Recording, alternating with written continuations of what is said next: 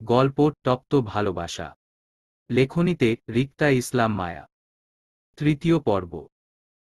কথাটা বলে আমি আস্তে করে ঘাড় ঘুরিয়ে বাহিরের দিকে তাকায়, অনুভূতি শূন্য চোখে। কিছু ভালো লাগছে না আমার, সবকিছু কেমন ধোঁয়াশা ধোঁয়াশা লাগছে। আমার কাছে মনে হচ্ছে আমি কোথায় গোলক ধাঁধার ফেঁসে আছি বাজে ভাবে। আর এখন যেটা হচ্ছে সেটা ঠিক না, সবকিছু পিছনে বড় কিছু সত্যি লুকিয়ে, সেটা যেটা আমার চোখের সামনে হচ্ছে না, বাহিরের হচ্ছে।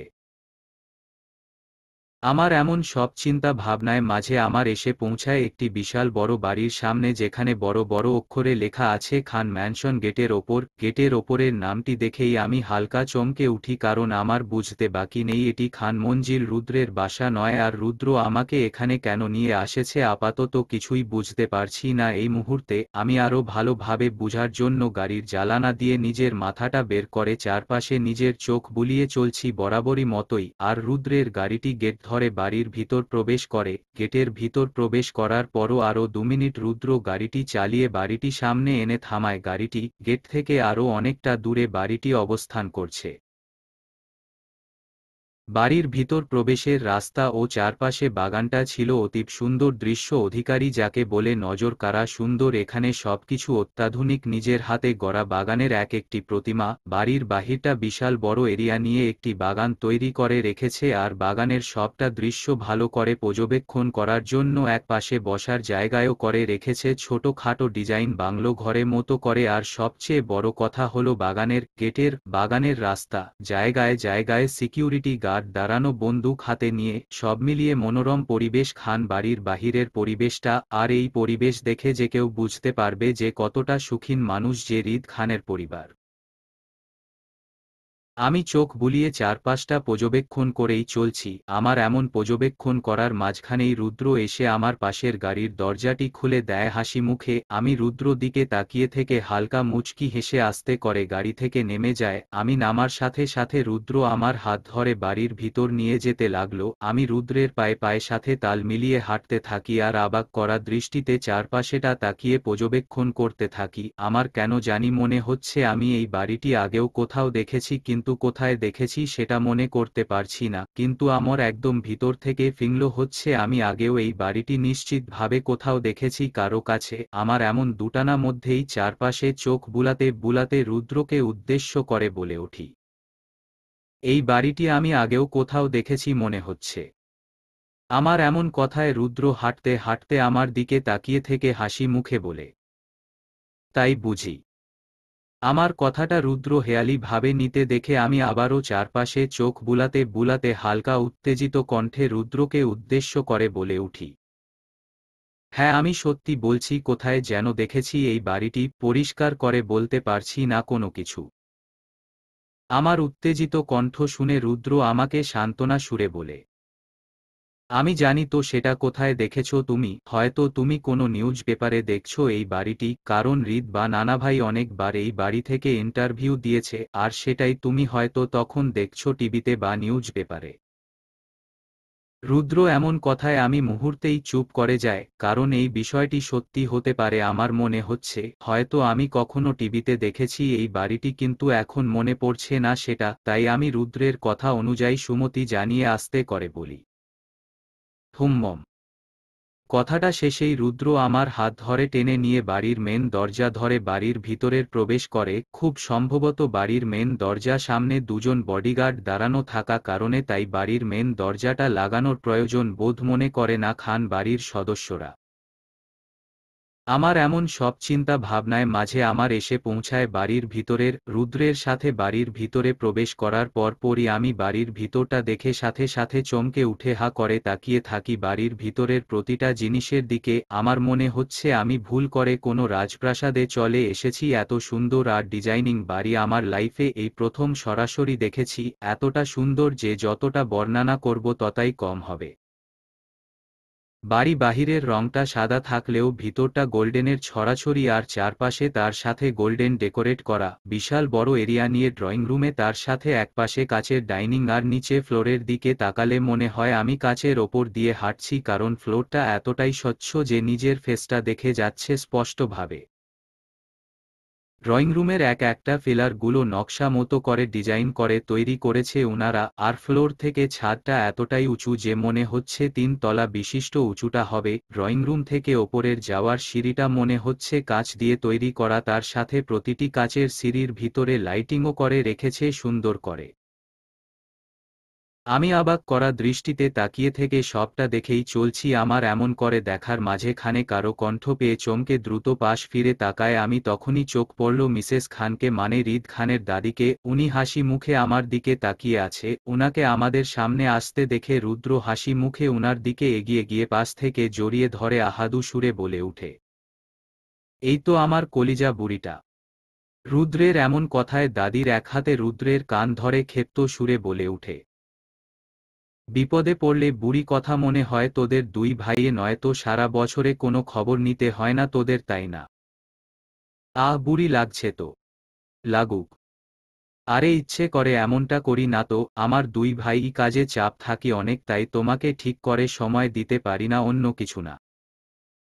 রুদ্রের এমন কথায় দাদি হালকা নরম হয়ে আসে পড়ে রুদ্রের কান ছেড়ে দিয়ে অভিমান সুরের বলে উঠে, সেটাই তো তোদের কাছে, তোদের কাজটাই প্রাধান্য পাই সব সময়, বাকি তোদের পরিবার তোদের কাছে কিছু না। দাদির এমন কথায় ছিল একরাশ কষ্ট লুকানো, আর সেটা হয়তো উনার দুই নাতিকে নিয়ে, বিশেষ করে রিদ খানকে নিয়ে একটু বেশি হবে, কারণ উনি পরিবারকে একদমই সময় দিতে চাই না। রুদ্র তাও সবাইকে যতটা সময় দেয় রিদ খান তাও দেয় না নাকি রুদ্র বলেছে আমাকে, তাই দাদির অভিমানের ধাপটা ও উনার দ্বিতীয় নাতির ওপরই একটু বেশি। দাদির কথার মানেটা রুদ্র বুঝতে পেরে দাদির মুড ঠিক করার জন্য কথা ঘুরিয়ে আমাকে দেখিয়ে তাৎক্ষণিক বলে উঠে, দাদি তুমি তো মায়াকে দেখোনি, সাথে কথায় বলনি এখনো পর্যন্ত। রুদ্র এমন কথায় দাদি হাসি মুখে আমার সামনে এগিয়ে এসে আমাকে জড়িয়ে ধরে কপালে আলতো করে একটা চুমু খেয়ে হাসি মুখে আমাকে উদ্দেশ্য করে বলে উঠে, আমার মাটাকে আমি মনে রাখবো না তা কি হয় নাকি? আমার রাগটা হৃদ আর রুদ্রের ওপর থাকলেও তোর ওপর কিন্তু আমার ভালোবাসাটা শতপার্সেন্টেজে আছে, তোকে আমার খুব পছন্দ হয়েছে মন থেকেই। দাদি কথা আমি শুধু একটা মিষ্টি হাসি উপহার দিলাম, কিছু না বলে দাদি আমার এক হাত চেপে ধরে নিজের সাথে করে নিয়ে গিয়ে সোফায় বসিয়ে উনি নিজের ও আমার পাশে বসে পড়ে। রুদ্র ও আমাদের পিছন পিছন এসে সোফায় আমাদের পাশে সোফাটাস বসে পড়ে দাদি আমাকে নিয়ে সোফায় বসেই বলে ওঠে, কি ব্যাপার এতটা চুপচাপ কেন তুই? আমি তো জানি তুই নাকি প্রচুর কথা বলিস মানুষকে, নাকি সর্বোচ্চ বিরক্ত করিস, সাথে নাকি অদ্ভুত সব কাজ করে বেড়াস, তাহলে এখন চুপ করে বসে আছিস কেন হুমম? দাদির এমন কথায় চমকে উঠে দাদির দিকে তাকায় আমি, কারণ আমি বেশি কথা বলি এটাকে বলতে পারে দাদিকে, সেটাই ভাবছি এখন। আমি যতটুকু জানি আমার পরিবারের কেউ এমন কথাগুলো বলবে না দাদিকে, আমার আম্মু ভয় যদি বিয়েটা ভেঙে যায় তো সেই জন্য। আর রইল রুদ্র, তাহলে রুদ্র সাথে আমার তেমন একটা দেখা বা কথা হয়নি যার মাধ্যমে রুদ্র বুঝতে পারবে যে আমি বেশি কথা বলি সেটা। রুদ্র নিজেও হয়তো ঠিক করে জানে না যে আমি কতটা পাগলামো করতে পারি এই বিষয়ে, তাহলে কে বলতে পারে দাদিকে এমন বিষয়ে? আমি এমন সব চিন্তা ভাবনায় মাঝেই কৌতূহলী হয়ে দাদিকে প্রশ্ন করে বলে উঠি, তুমি কি করে জানলে দাদি? আমি দাদিকে তুমি করে বলি কারণ দাদি বলেছে তুরিমি করে বলতে। দাদি যখন আমাকে রুদ্রের জন্য আকটি পরিয়ে দেয় তখনই আমার সাথে দাদি একদমই ফ্রি হয়ে যায় এসব বিষয় নিয়ে, তাই দাদি আমাকে তুই আর আমি দাদিকে তুমি করে বলি। আমার এমন কথায় দাদি হেসে উঠে বলে, তোর অনেক কৌতূহল, এটাও বলেছে। দাদির এমন কথায় এবার আমার কৌতূহল হওয়ার ধাপটা আরও একগুণ বেড়ে যায়। আমার সাথে সাথে রুদ্র ভ্রু কুঁচকে দাদির দিকে তাকিয়ে আছে, জানার জন্য কে বলেছে এসব কথাগুলো, কে হতে পারে যে আমাকে এতটা ভালো করে জানে আমার অগোচরে। আমার দুজনকে এইভাবে তাকাতে দেখে দাদি হেসে উঠে বলে, হৃদ বলেছে এই কথাগুলো? আমিও প্রথমে চমকে ছিলাম তোদের মতোই, পড়ে হৃদ আমাকে নিজেই থেকে আবার বলে ওকে নাকি মায়া বেশ কয়েকবার বিরক্ত করেছে, তাই ও জানে নাকি। দাদি কথায় রুদ্র হেসে ফেললেও আমি আপাতত কোনোটাই করছি না, কারণ হৃদ খান সম্পর্কিত কোনো কিছু জানতে চাই না আমি, তাই আমি চুপচাপ বসে আছি দাদির পাশে। আমার চুপ থাকার মাঝে একগাদা খাবার এনে রেখে যায় আমাদের সামনে সার্ভেন্টরা। খাবার সামনে আসতেই দাদি আমাকে তাড়া দিয়ে বলে সবগুলো খাবার শেষ করে তারপর জায়গায় থেকে উঠতে। আমি এক পলক খাবার দিকে তাকিয়ে থেকে আবারও দাদির দিকে করুণ চোখে তাকায়, অসহায় ফেস করে, কারণ এত খাবার আমি কোনো কালেই শেষ করতে পারবো কিনা আল্লাহ আল্লাহ জানে। দাদির খাদ্য টর্চার থেকে কোনো রকম বাঁচলাম আমি। এখন দাদির পাশে বসে গল্প করছি নানান সব বিষয়ে। দাদি আমাকে দেখতে চাওয়ায় মূলত রুদ্র আমাকে এখানে নিয়ে আসাটা। আপাতত রুদ্র আমাদের সাথে নেই, কিচেনে আছে আমাদের জন্য। রুদ্র স্পেশাল কফি বানাচ্ছে, তাই মহাশয় এখন মহা ব্যস্ত তার হট কফি বানাতে, আর আমরা ব্যস্তা গল্পের আসর জমাতে। দাদির সঙ্গ পেয়ে আমি মেতে উঠেছি গল্প ভাণ্ডার নিয়ে। আমার ননস্টপ বকবকাগুলো দাদিও বেশ মনোযোগ সহকারে শ্রবণ করে যাচ্ছে ক্রমাগত। আমার বকবকানি মধ্যে দিয়েই দাদি আমার দিকে তাকিয়ে থেকে হাসি মুখে হঠাৎ করে আমাকে জড়িয়ে ধরে কপালে আলতো করে একটা চুমু খায়। দাদির এমন কাজে মুহূর্তেই আমি চুপ করে যায় দাদির দিকে তাকিয়ে থেকে। দাদি আমার দুগাল আঁকড়ে ধরে খানিকটা থেমে আমাকে বলে উঠে, তোকে যদি আমার কাছে কাছে রাখতে পারতাম তাহলে আমার ও এই বাড়ির একাকিত্বটা দূর হয়ে যেতে, খান বাড়িটা আনন্দমহলে পরিবর্তন হতো। তোর সাথে যদি আমার রুদ্র বিয়েটা না হয়ে হৃদের বিয়েটা দিতে পারতাম তাহলে তোকে সবসময় আমার সাথে রাখতে পারতাম। আর এখন যে রাখতে পারবো না তেমনটাও নয়, কিন্তু আমি রুদ্রকে শর্ত দিয়ে রাখবে মাসে 15 দিন তুই রুদ্রের বাসায় থাকবি আর বাকি 15 দিন তুই এই বাসায় থাকবি আমার সাথে, নয়তো তোদের বিয়েটা আমি ক্যান্সেল করে দিব। এমন বললেই রুদ্র আমার কথায় রাজি হয়ে যাবে, কারণ তোকে বিয়ে করার জন্য যে পাগলামো না করেছে পাগলটা। হৃদ শান্ত করতে পারছিল না, পরে হার মেনে নেয় রুদ্র কাছে। হৃদ তোকে রুদ্রের সাথে বিয়ে দিবে এমনটা বলতেই রুদ্র শান্ত হয়। দাদির এমন কথায় আমি মুহূর্তে চমকে উঠি। তার মানে রুদ্র আমাকে পছন্দ করে বিয়েটা করছে, আর সেটা হৃদ খান আগে থেকেই জানত। আর সেটা জেনেও আমাকে বিয়ে করে এখন চুপ করে আছে। কিন্তু কেন, কি করতে চাই উনি? আর উনি আমাকে পছন্দ করে না সেটা আমি জানি, উনি শুরু থেকেই এটা বলে আসছে। কিন্তু অপছন্দ করা সত্ত্বেও আমাকে ডিভোর্সটাও কেন দিচ্ছে না সেটাই বুঝতে পারছি না। আমার এমন সব চিন্তা ভাবনায় মাঝেই দাদি আমার গাল ছেড়ে দুহাত নিজের দুহাতে আঁকড়ে ধরে একটা দীর্ঘ নিঃশ্বাস ফেলে কিছুক্ষণ থেমে আবারও বলে উঠে, একাকিত্বটা তো আমার থেকেই যাবে সবসময়, জানিস মায়া। হৃদ কখনোই আমার মনে কথাগুলো বুঝতে চাই না। কত করে বলছি বিয়ে কর বিয়ে কর, ও আমার কথায় কান পর্যন্ত দিচ্ছে না। এই বিষয়ে কোনো কথায় বলে না, আমাকে সবসময় চুপ করে থাকে। দাদি এমন কথায় আমি কৌতূহলী হয়ে বলে উঠি, কেন, উনার কি কোনো পছন্দ ছিল নাকি আগে? আমার কথায় দাদি একটা দীর্ঘ নিঃশ্বাস ফেলে বলে, আমার হৃদের আবার পছন্দ। ও কাউকে পছন্দ করতেই পারে না। কে করবে ওকে পছন্দ? ওর কাছে কোনো মেয়ে ঘেঁষতেও পারে না। ও ছোট থেকেই এমন এমন একরোখা টাইপের ছেলে ছিল, যা বলবে তাই করবে, কারো কথা শুনতো না, হাসতো না, সহজে এমন টাইপের ছেলে ছিল। তবে দাদিকে চিন্তা হয়ে থামতে দেখে আমি দ্রুত তাড়া দিয়ে কৌতূহল নিয়ে দাদিকে উদ্দেশ্য করে বলে উঠি, তবে কি দাদি?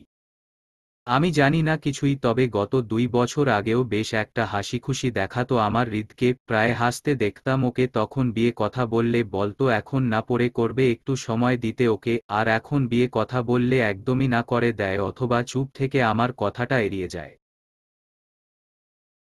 দাদির এমন কথায় কপাল কুঁচকে এলো আমার। হৃদ খান 2 বছর আগে বেশ হাসিখুশি ছিল, কিন্তু এখন নেই। বিষয়টা আমার ভালো টেকছে না। বিষয়টি আমাকে ভাবাচ্ছে ভীষণ ভাবে। আর এর পিছনে কি কারণ লুকায়িত থাকতে পারে? আচ্ছা, কোনো মেয়েলি বিষয় নয় তো? হতেও পারে উনার গফ হতো, উনাকে ছেড়ে চলে গেছে 2 বছর আগে, তার জন্য বেটা আরো বদমেজাজি একরোখা টাইপ হয়ে গেছে। ঈশ্বর যাওয়ার সময় বেচারার হাসিটা সাথে করে নিয়ে গেছে মেয়েটি। আমি আমার মতো করে ভেবে নিয়ে দাদি দিকে তাকায়। উনার অপদার্থ নাতি যে আমাকে জোর করে বিয়ে করেছে সেটা বলে দিব উনাকে। আচ্ছা, আমার কি এখন বলা উচিত হবে? বলার পর দাদি আমাকে বুঝবে তো, আর রুদ্র বা আমাকে খারাপ ভাববে না তো? আমি এমন সব চিন্তা ভাবনায় করেই নিজের মধ্যে খানিকটা সাহস জুগিয়ে নিয়ে দাদিকে উদ্দেশ্য করে বলে উঠি, দাদি আমার কিছু বলার ছিল তোমাকে।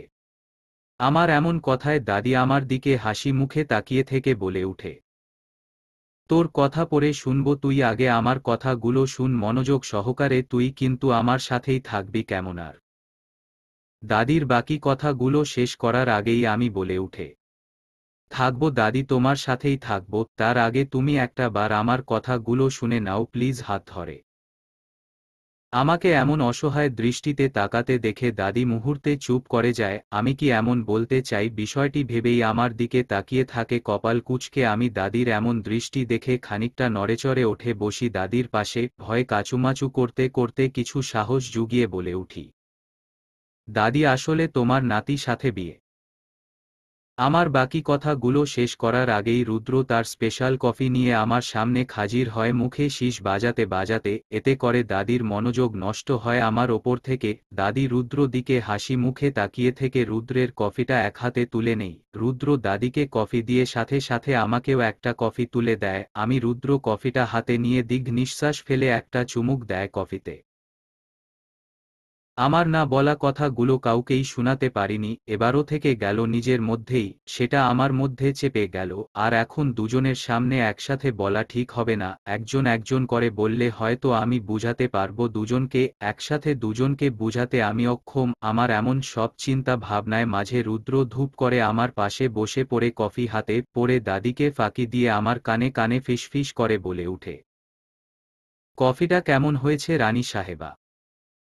রুদ্রের কথায় আমি পাশ না ফিরেই একটা মুচকি হাসি দিয়ে নিজের মাথাটা নাড়িয়ে সুমতি জানায় যে কফিটা অনেক ভালো হয়েছে। আমার সুমিত পেয়েই রুদ্র হেসে উঠে আমার দাদির অগোচরে একটা চোখ টিপ মারে ঠিক করে বসে পড়ে। আর আমি রুদ্রের এমন কাজে সাথে সাথে দাদির দিকে তাকায়। দাদি আপাতত তার কফি খাওয়ায় মনোযোগী, তাই রুদ্র দিকে তার তেমন কোনো দৃষ্টি নেই, তাই আমিও আর পরে রুদ্র দিকে তাকায় নির্লজ্জায়। কফি সাথে সাথে আমাদের আড্ডা আসরটাও শেষ হয়। দাদি আমাকে ও রুদ্রকে পাঠিয়েছে পুরো খান বাড়িটি ঘুরে ঘুরে দেখতে। রুদ্রও আমাকে সাথে করে নিয়ে পুরো খান বাড়িটি ঘুরে ঘুরে দেখাচ্ছে, সাথে গল্প করতে করতে। খান বাড়িটি অতিমাত্রায় সৌন্দর্যে ভরপুর, যতটা দেখছি ততটাই মুগ্ধ হচ্ছে বারবার বাড়ির সৌন্দর্য দেখে। আমি আর রুদ্র সিঁড়ি বেয়ে ওপরে ওঠে, 2 তলার সবগুলো রুম হাঁটতে হাঁটতে দেখার পরে একটা লক করা রুমের সামনে এসে রুদ্র হঠাৎ দাঁড়িয়ে যায়, পরে আমার দিকে তাকিয়ে থেকে বলে উঠে, এই লক করা রুমটি হলো হৃদের, এই রুমে প্রবেশ করা কারো অনুমতি নেই, এমনকি হৃদের রুমটি পরিষ্কার করাই ওর পার্সোনাল ছেলে অ্যাসিস্ট্যান্ট দিয়ে। বাড়ি কোনো সার্ভেন্টই ওর রুমে যেতে পারে না, আমি নানাভাই নানুর ছাড়া কেউ ঢুকতে পারে না ওর রুমে, তাও আমরা কাজ ছাড়া ওর রুমে যেতে পারি না, ওটা ওর পছন্দ না। এখন ও দেশের বাহিরে আছে, তাই এখন ওর রুমটা লক। তবে তুমি আমার বউ হবে, তাই তোমাকে তো সব কিছু দেখাতেই আসো আমার সাথে। কথাগুলো বলেই রুদ্র নিজের পকেটে হাত গজিয়ে একটা চাবি বের করে, সেটা দিয়ে রুমটি খুলে আমকে নিয়ে রুমের ভিতরে প্রবেশ করে। রুটি ভিতরে প্রবেশ করেই আমার চোখ দুটো বড় বড় হয়ে আসে মুহূর্তেই। আল্লাহ, এটা কি কোনো রুম নাকি? আমার তো মনে হচ্ছে ছোটখাটো একটা আস্ত বাড়িও বলা যায়, কারণ বিশাল এরিয়া নিয়ে রুমটি তৈরি করা হয়। রুমটি দক্ষিণ ও পশ্চিম সাইটে সম্পূর্ণ কাচের তৈরি, সেখানে সাদা মধ্যে বড় বড় পর্দা টাঙানো রয়েছে, তার সাথেই নিচে ফ্লোরে দামি সাদা সোফায় সেট রয়েছে। পশ্চিম পাশে সাদার মধ্যে বড় বেড পাতানো রয়েছে, সাথে রয়েছে বড় আয়না বিশিষ্ট সাদা ড্রেসিং টেবিলটি, সাথে রয়েছে একটি কাচের দরজাও এখান থেকে দেখা যাচ্ছে। এই কাচের দরজাটি দিয়ে এই রুমের সাথে অ্যাটাচ করা সুইমিং পুলের যাওয়া হয়। পূব পাশে বিশাল বড় একটি কবাট রয়েছে, ওর পাশে কাচের অ্যাটাচ বাথরুম, ভিতর থেকে পর্দা দেওয়া, তার সাথে বড় একটি বুক রেকও রয়েছে দেয়াল সাথে অ্যাটাচ করা বইয়ে। আমি চোখ বড় বড় করে হা হয়ে হৃদ খানের রুমটি পর্যবেক্ষণ করছি। আমার এমন করে দেখার মধ্যে দিয়েই হঠাৎ রুদ্রের ফোন বেজে ওঠে। রুদ্র দ্রুততা সঙ্গে ফোনটি হাতে নেই, পরে ফোনটি দিকে এক পলক তাকিয়ে থেকে আমার দিকে তাকায় পরে বলে উঠে, মাউপাখি তুমি রুটি ঘুরে ঘুরে দেখ, আমি একটু কথা বলে আসছি, আসলে কলটি একটু আর্জেন্ট, তাই তুমি থাকো আমি আসছি। কথাগুলো বলেই রুদ্র রুম থেকে প্রস্থান করে। আমি রুদ্রের যাওয়ার দিকে এক পলক তাকিয়ে থেকে ঠোঁট উল্টিয়ে আবারও মনোযোগী হয় হৃদ খানের রুম দেখায়। আমি হৃদ খানের রুমটির মধ্যে সবকিছু ছুঁয়ে ছুঁয়ে দেখছি। আমার কেন জানি মনে হচ্ছে আমি এই রুমটিও আগেও দেখেছি কোথাও। শুধু দেখেছি নয়, এখানের প্রতিটি জিনিসও আমার ভালো করে চেনা মনে হচ্ছে। আমার এমন কেন মনে হচ্ছে কিছুই বুঝতে পারছি না। আমি আগে কখনোই আসিনি, আর আমাকে এখানের কেউ চেনেও না, তাহলে আমার কি করে হৃদ খানের রুমটা পরিচিত মনে হতে পারে?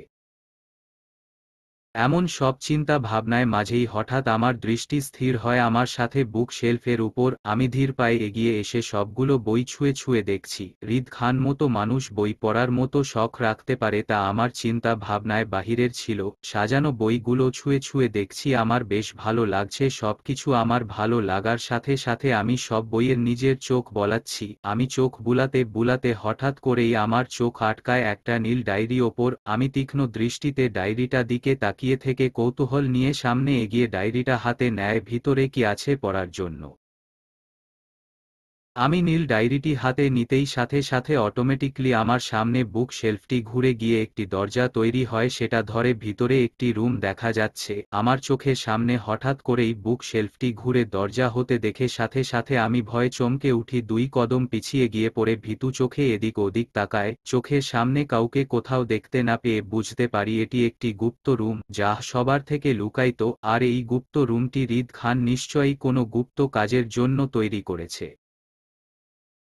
গুপ্ত বিষয়টি মাথায় আসতেই রুমটি ভিতরে এমন কি আছে জানার জন্য আমার কৌতূহলটা 1000 গুণ বেড়ে যায়। আমি কৌতূহলী হয়ে ধীর পায়ে এগিয়ে যায় রুমটি ভিতরে কি আছে দেখার জন্য। নীল ডায়েরিটা হাতে নিয়েই আমি রুমটি ভিতরে প্রবেশ করার সাথে সাথে রুমের দরজাটা অটোমেটিক বন্ধ হয়ে যায়। আমি চমকে ওইদিকে তাকাতে তাকাতে দরজাটি একেবারে বন্ধ হয়ে যায়। আমি দ্রুত দরজায় বারবার ধাক্কা দিয়ে খোলার চেষ্টা করেও দরজাটি আর খুলতে পারিনি।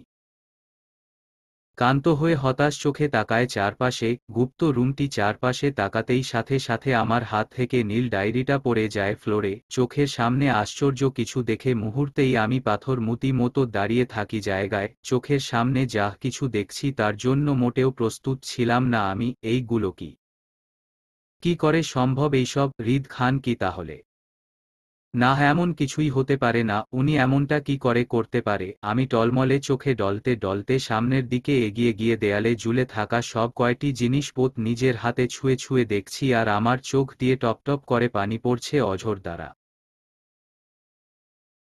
এই সব কিছু দেখার সাথে সাথে আমার মাথাটাও ভীষণভাবে চাপ মেরে ওঠে ব্যথায়। প্রচণ্ড ব্যথার সাথে ফ্লোরে বসে পড়ি ধূপ করে হাঁটু গেড়ে। সারা শরীর কেঁপে কেঁপে উঠছে। বারবার পরে নিজের দুহাত দিয়ে মাথার দুপাশে চেপে ধরে নিচের দিকে তাকাতেই সেখানেও আরও একটি অদ্ভুত জিনিস চোখে পড়ল।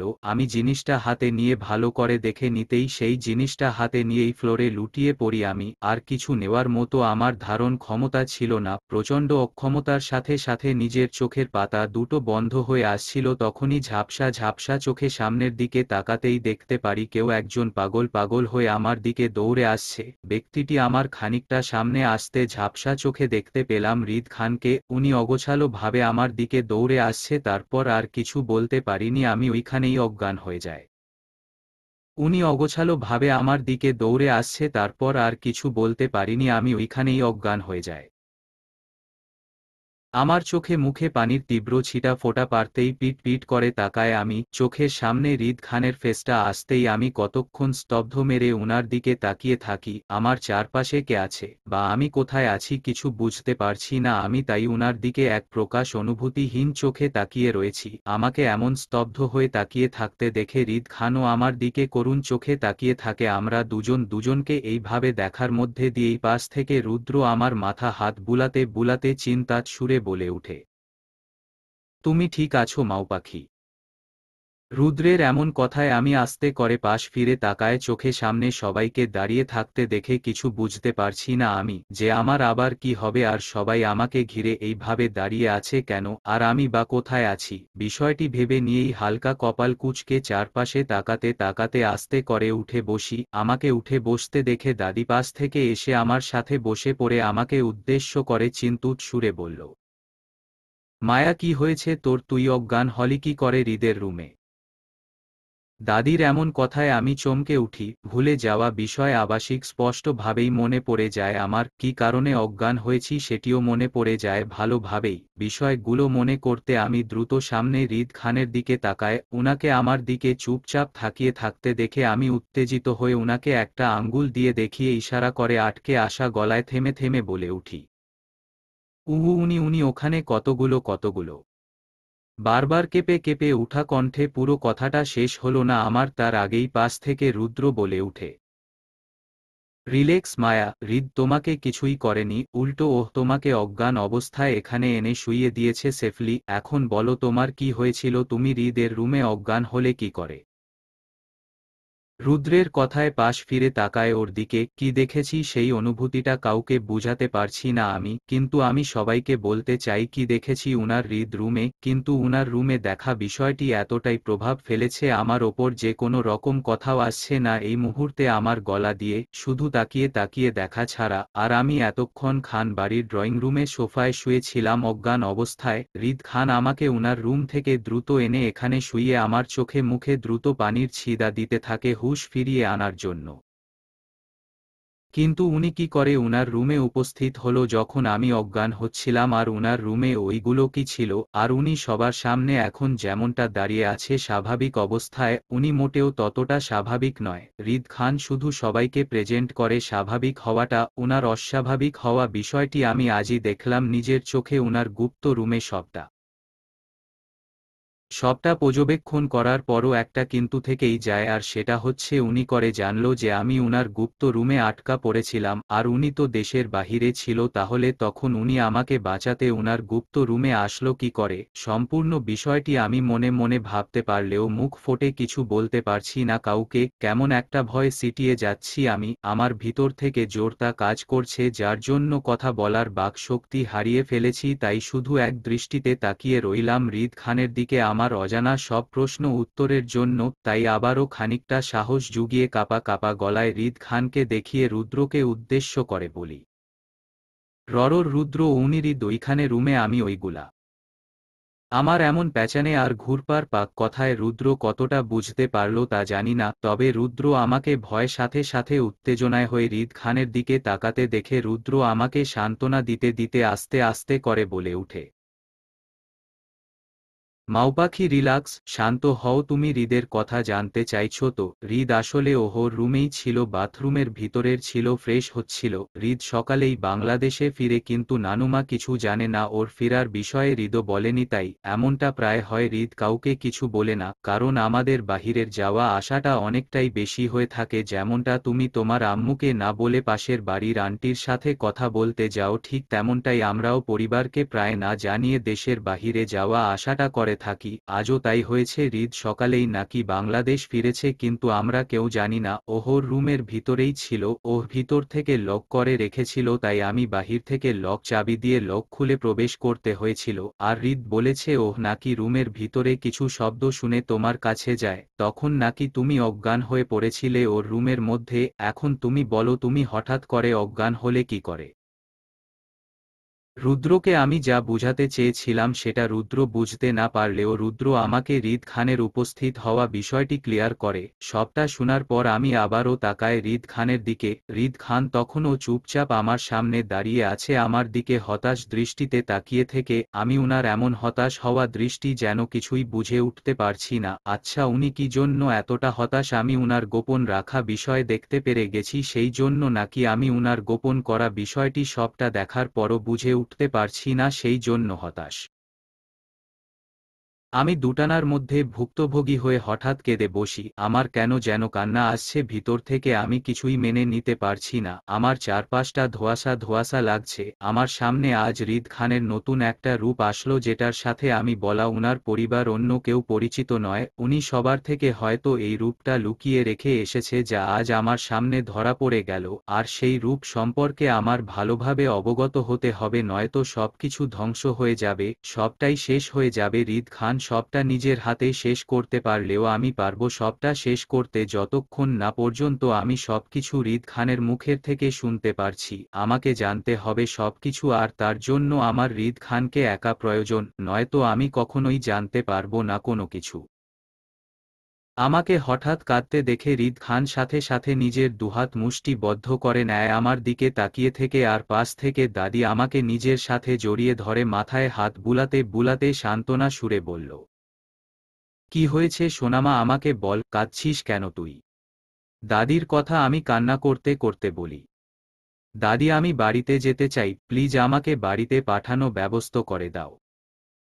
আচ্ছা ঠিক আছে যাবি, কিন্তু আরও পরে। আর তো সান্ত্বনা সুরে দাদি বাকি কথাগুলো শেষ করার আগেই আমি আবারও কান্না জড়িত কণ্ঠে বলি, দাদি প্লিজ আমি এখন যেতে চাই, তুমি না করো না প্লিজ।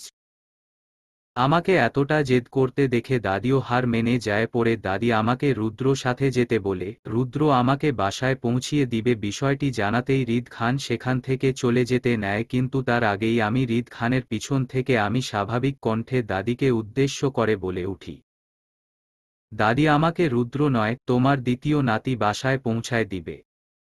আমার এমন কথায় দাদির সাথে রুদ্রও চমকে উঠে আর হৃদ খান সাথে সাথে জায়গায় দাঁড়িয়ে পড়ে আমার দিকে ঘুরে তাকায় কিন্তু এতেও আমার কোনো রকম হেলদোল নেই। আমাকে এমন করে বলতে দেখে দাদি চমকে উঠে বলল, মানে তুই কি হৃদের কথা বলছিস? হুম্মম মাথা নাড়িয়ে সুমতি জানা। আমার এমন কথায় রুদ্র সাথে সাথে কপাল কুঁচকে বলল, কেন হৃদ কেন তোমাকে নিয়ে যাবে? আমি আছি তো, আমি নিয়ে যাব তোমাকে, এখন চল তুমি আমার সাথে। রুদ্র এমন কথায় আমি বাহুজ সুরে বলে উঠে, না আমি উনার সাথেই যাব, আমার কিছু কাজ আছে উনার সাথে। আমার এমন কথায় রুদ্র সাথে সাথে দাদিও ভ্রু কুঁচকে তাকায় আমার দিকে, তাদের এমন করে তাকানো মানে হলো যে আমার কি এমন কাজ থাকতে পারে হৃদ খানের সাথে। আমি তাদের এমন দৃষ্টি মানে বুঝতে পেরে কথাটা ঘুরানো জন্য কাচুমাচু করতে করতে বলি, আসলে দাদি আমি উনার সাথে যখন জাগলে আটকা পড়ি তখন আসিফ ভাইয়া আমাদের খুঁজতে একটা পুলিশ কেস করে আর সেটা নিয়েই পুলিশ আমাকে যেতে বলেছিল ওইখানে কিন্তু আমি সবকিছুতে ভয় পাই আর আমার পরিবারকে তো কিছুই জানায়নি আর রুদ্র নিজেই তো না করেছে জানাতে, তাই আর কি উনাকে হৃদ নিয়ে আগে পুলিশ স্টেশনে যাব পরে বাড়িতে সেই জন্য আর কি। আমার এমন কথায় স্বাভাবিক হলো দাদি ও রুদ্র কিন্তু অস্বাভাবিক থেকে গেলে হৃদ খান, কারণ উনি ভালো করে জানেন আমি মিথ্যা বলছি আর কেন বলছি সেটাও হয়তো বুঝতে পেরেছেন, তাই তো এখনও চুপচাপ দাঁড়িয়ে আছে। আর তখনই পাশ থেকে দাদি বলে উঠে, ওটা তোর দেখতে হবে না, হৃদ আছে ওহি সবটা সামলে নিবে, এখন তুই অসুস্থ তাই এখন তোকে অন্য কোথাও যেতে হবে না। দাদির কথায় রুদ্রও সায় জানিয়ে বলে উঠে, হুমম সেটাই হৃদ দেখে নিবে, তোমাকে চিন্তা করতে হবে না, এখন চলো তোমাকে বাসায় পৌঁছিয়ে দিয়ে আসি।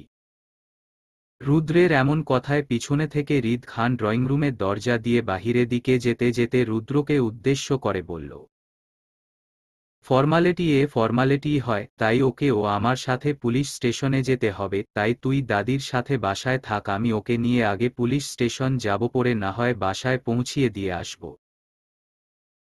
কথাগুলো বলেই পিছনে দিকে আর না ফিরে চলে যায় বাহিরের দিকে গাড়ি উদ্দেশ্য। আমার সাথে সাথে এখন উনিও মিথ্যা বলছে সেটাও আমি বুঝতে পারছি কিন্তু দাদি ও রুদ্র না বুঝা বিষয়টি নিয়ে চোখ বড় বড় করে তাকিয়ে আছে হৃদ খানের যাওয়ার দিকে। যদি হৃদ খান একবার পিছন ঘুরে তাকাতো তাহলে দেখতে পেত দাদি আর রুদ্রের অবাক করা দৃষ্টিতে যা উনার দিকেই নিক্ষেপ করা ছিল। কারণ হৃদ খান কখনো পুলিশ স্টেশন গিয়েছে কিনা বড় বড় বিষয়ে তাই সন্দেহ আছে আর সে কিনা সামান্য বিষয় নিয়ে পুলিশের কাছে যাবে, আর সবচেয়ে বড় কথা হৃদের খানের মতো মানুষ কাউকে বাসায় পৌঁছিয়ে দিবে বিষয়টি তাদের চিন্তা ভাবনায় বাহিরের ছিল, তাই আমিও তাদের এমন চিন্তা ভাবনায় সাথে ছেড়ে দিয়ে ওদের কাছ থেকে বিদায় নিয়ে ধীর পায়ে এগিয়ে যায় হৃদ খানের গাড়ির দিকে। কারণ আজ আমার সব প্রশ্নের উত্তর দিতে হবে হৃদ খানকে। উনিও বুঝতে পেরেছে কেন আমি উনার সাথে যাওয়ার জন্য জেদ ধরে বলছি, উনি সম্পূর্ণ বিষয়টি বুঝতে পেরেই আমার সাথে যাচ্ছেন, হয়তো উনিও বলতে চাই উনার না বলা কথাগুলো। খোলা স্থানে দাঁড়িয়ে আছি আমি আর হৃদ খান, আমার দুই চোখে হাজারো প্রশ্নের অজানা উত্তর পাওয়ার দৃঢ় আকাঙ্ক্ষা ও প্রত্যাশা থাকলেও হৃদ খানের চোখে তেমন কিছু ছিটাফোঁটাও নেই, বরঞ্চ উনি এমন একটা ভাব করে দাঁড়িয়ে আছে যেন কিছুই জানে না উনি, যা জানার তা আমার কাছ থেকে নতুন ভাবে জানতে পারবে সবটা। মানে আমি চুর উনি পুলিশ। যখন আমি খান বাড়ির থেকে উনার গাড়িতে করে বাড়ির দিকে যাচ্ছিলাম তখনই এই খোলা মাঠে গাড়িটি থামাতে বলি আমি, কারণ আমার অনেক কথা জানার আছে হৃদ খানের কাছ থেকে। এই মাঠটি আমাদের বাড়ির রাস্তা দিয়ে যাওয়ার সময় পড়ে, তাই আমি গাড়িটি থামাতে বললেই উনিও বিনা বাক্বয়ে গাড়িটি থামিয়ে দেয়। পরে উনি গাড়ি থেকে নেমে আমার সামনে দাঁড়িয়ে পড়ে কপাল কুঁচকে তাকিয়ে থেকে উনার এমন তাকানো মধ্যে দিয়েই হাজারো আশা নিয়ে আমি উনাকে উদ্দেশ্য করে বলে উঠি, ওগুলো কি ছিল? আমার এমন প্রশ্নে হৃদ খান না জানার ভান করে ভ্রু কুঁচকে বলল, কোনটা কি ছিল? যেটা আমি দেখেছি স্বাভাবিক কণ্ঠে কর্কশ গলায় বলল, তুমি কোথায় কি দেখছো সেটা তুমি জানো না তো আমি কি করে বলবো? উনার এমন কর্কশ গলায় তেলেবেগুনে জ্বলে উঠে আমি বলি, বাজে কথা বলবেন না একদমই। বাজে কথা বলা আমার কাজ নয়, ওটা তোমার কাজ, তাই তুমি জানো সবটা।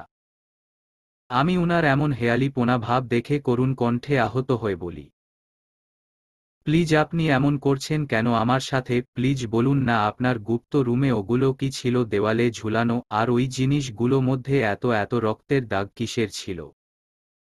আমার কথাগুলো শুনে হৃদ খান আমার দিকে কপাল কুঁচকে তাকিয়ে থেকে বলল, আমার জানা মতো তোমার চোখে কোনো রকম সমস্যা নেই, তুমি ভালো করেই দেখছো সবটা। আমার গুপ্ত রুমে কি ছিল দেখার পরও বুঝে উঠে পারছো কি ছিল ওইগুলো, এখন আমাকে প্রশ্ন করছো এতটা উত্তেজিত হয়ে? উনার কথাগুলো শুনে চমকে উঠে বলি, মানে? দায়ে সারাভাব নিয়ে বলল, মানেটা খুব সহজ, আমি তোমার কোনো প্রশ্নের উত্তর দিতে বাধ্য নয় ঋতো।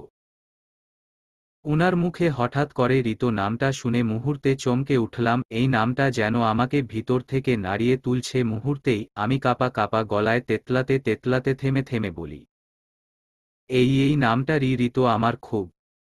আমার বাকি কথাগুলো শেষ করতে না দিয়ে কথাটা ঘুরানো জন্য উনি কপাট রাগ দেখিয়ে উচ্চ স্বরে বলল, তুরিমি কি যাবে নাকি আমি চলে যাব?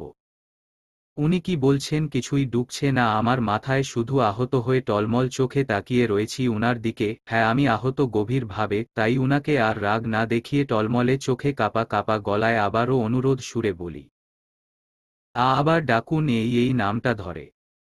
উনি সম্পূর্ণ বিষয়টি এড়ানো জন্য আমাকে খানিকটা রাগ দেখিয়ে চাপা সুরে বলল, নো মোর ওয়াট, চলো।